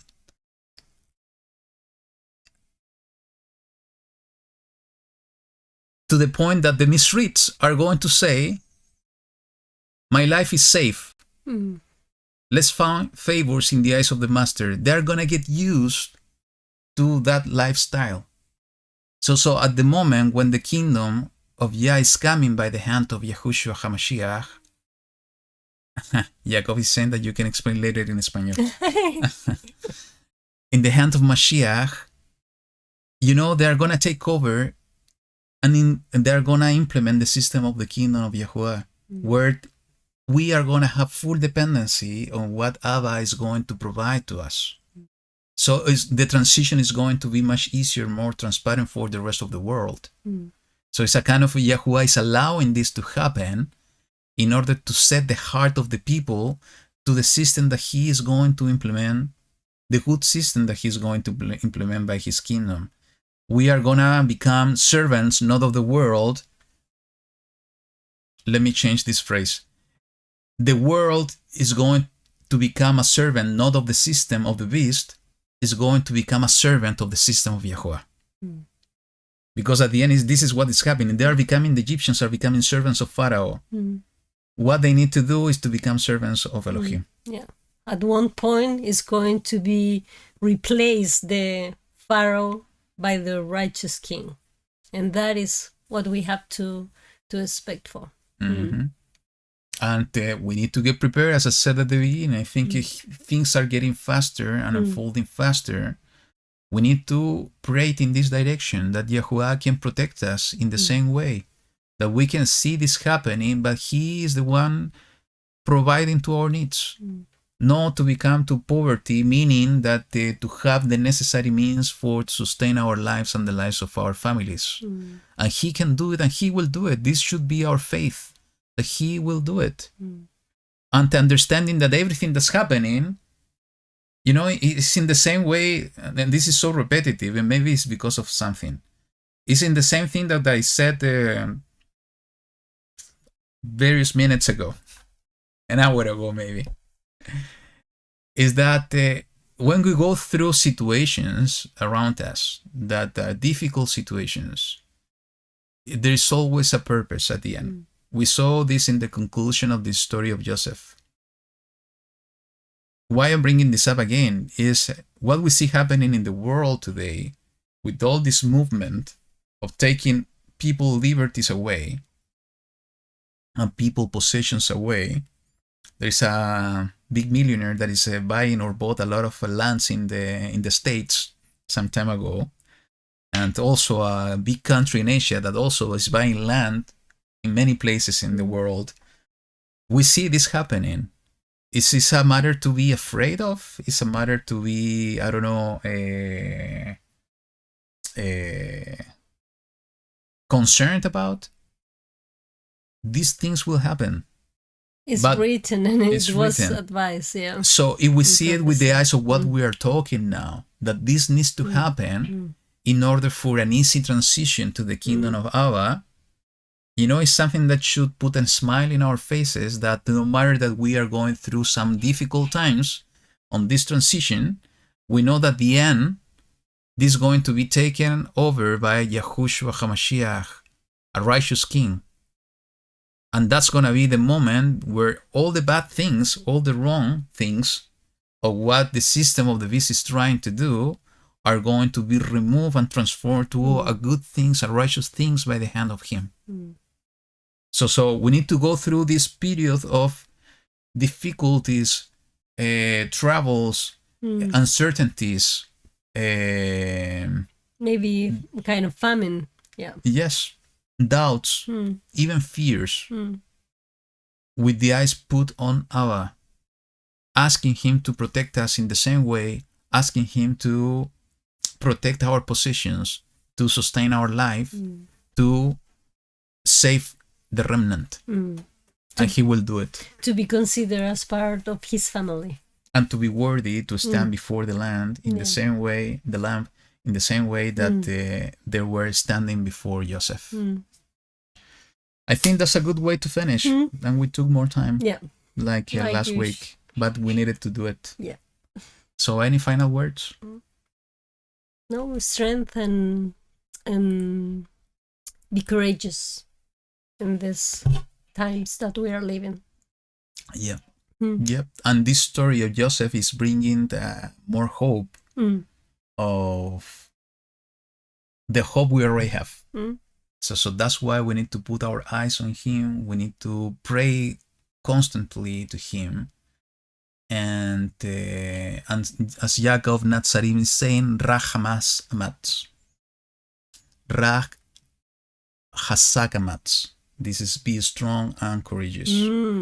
And as Yahushua said, he said to the disciple, he has a go ahead in the way to prepare a place for us. So And he has prepared the place. I think he's bringing the place to this world in order to open the door and invite, please come in.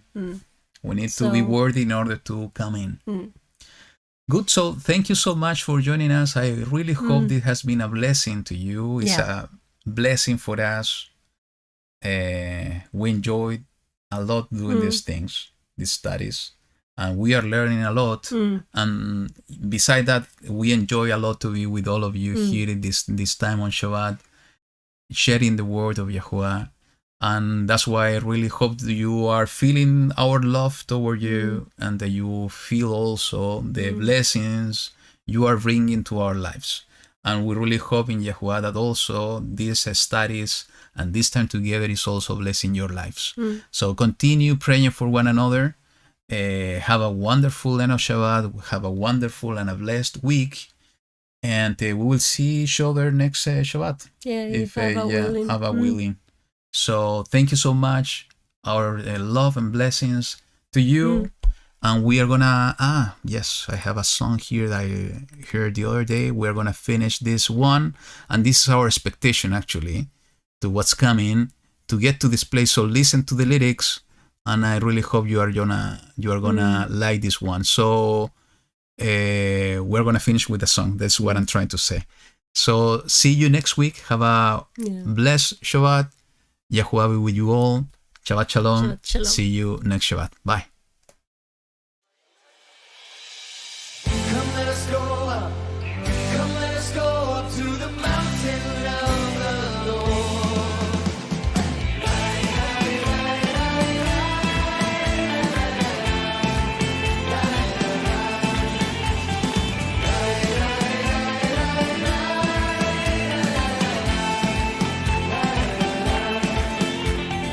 Who can ascend his holy hill? Who can approach his holy place? Only the one with clean hands and a pure heart. Who can ascend his holy hill? Who can approach his holy place? Only the one with clean hands and a pure heart. Come let us go. Come let us go up. Come let us go up to the mountain of the Lord. Come let us go up. Come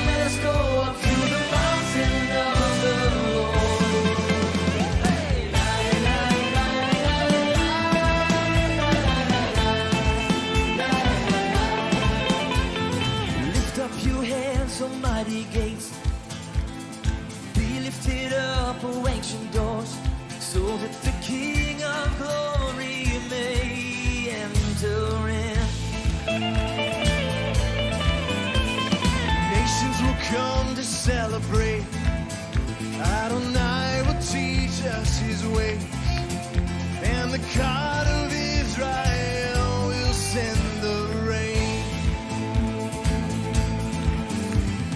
Come let us go up, come let us go up to the mountain of the Lord. Come let us go up, come let us go up to the mountain of the Lord. And the Lord will go out from Zion, from Jerusalem His word. All creation will know your name, forever your praises proclaim. Oh, and the Lord will go out from Zion, from Jerusalem His word. All creation will know your name, forever your praises proclaim.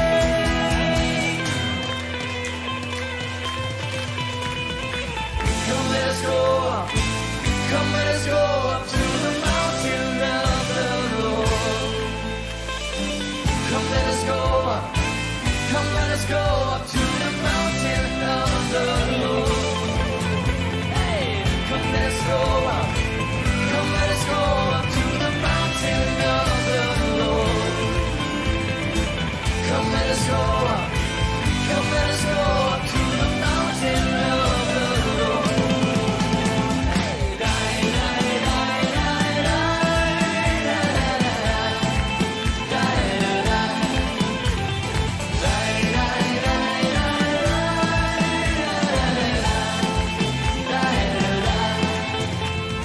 Who can ascend his holy hill?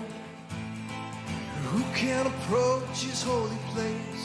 Only the ones who are washed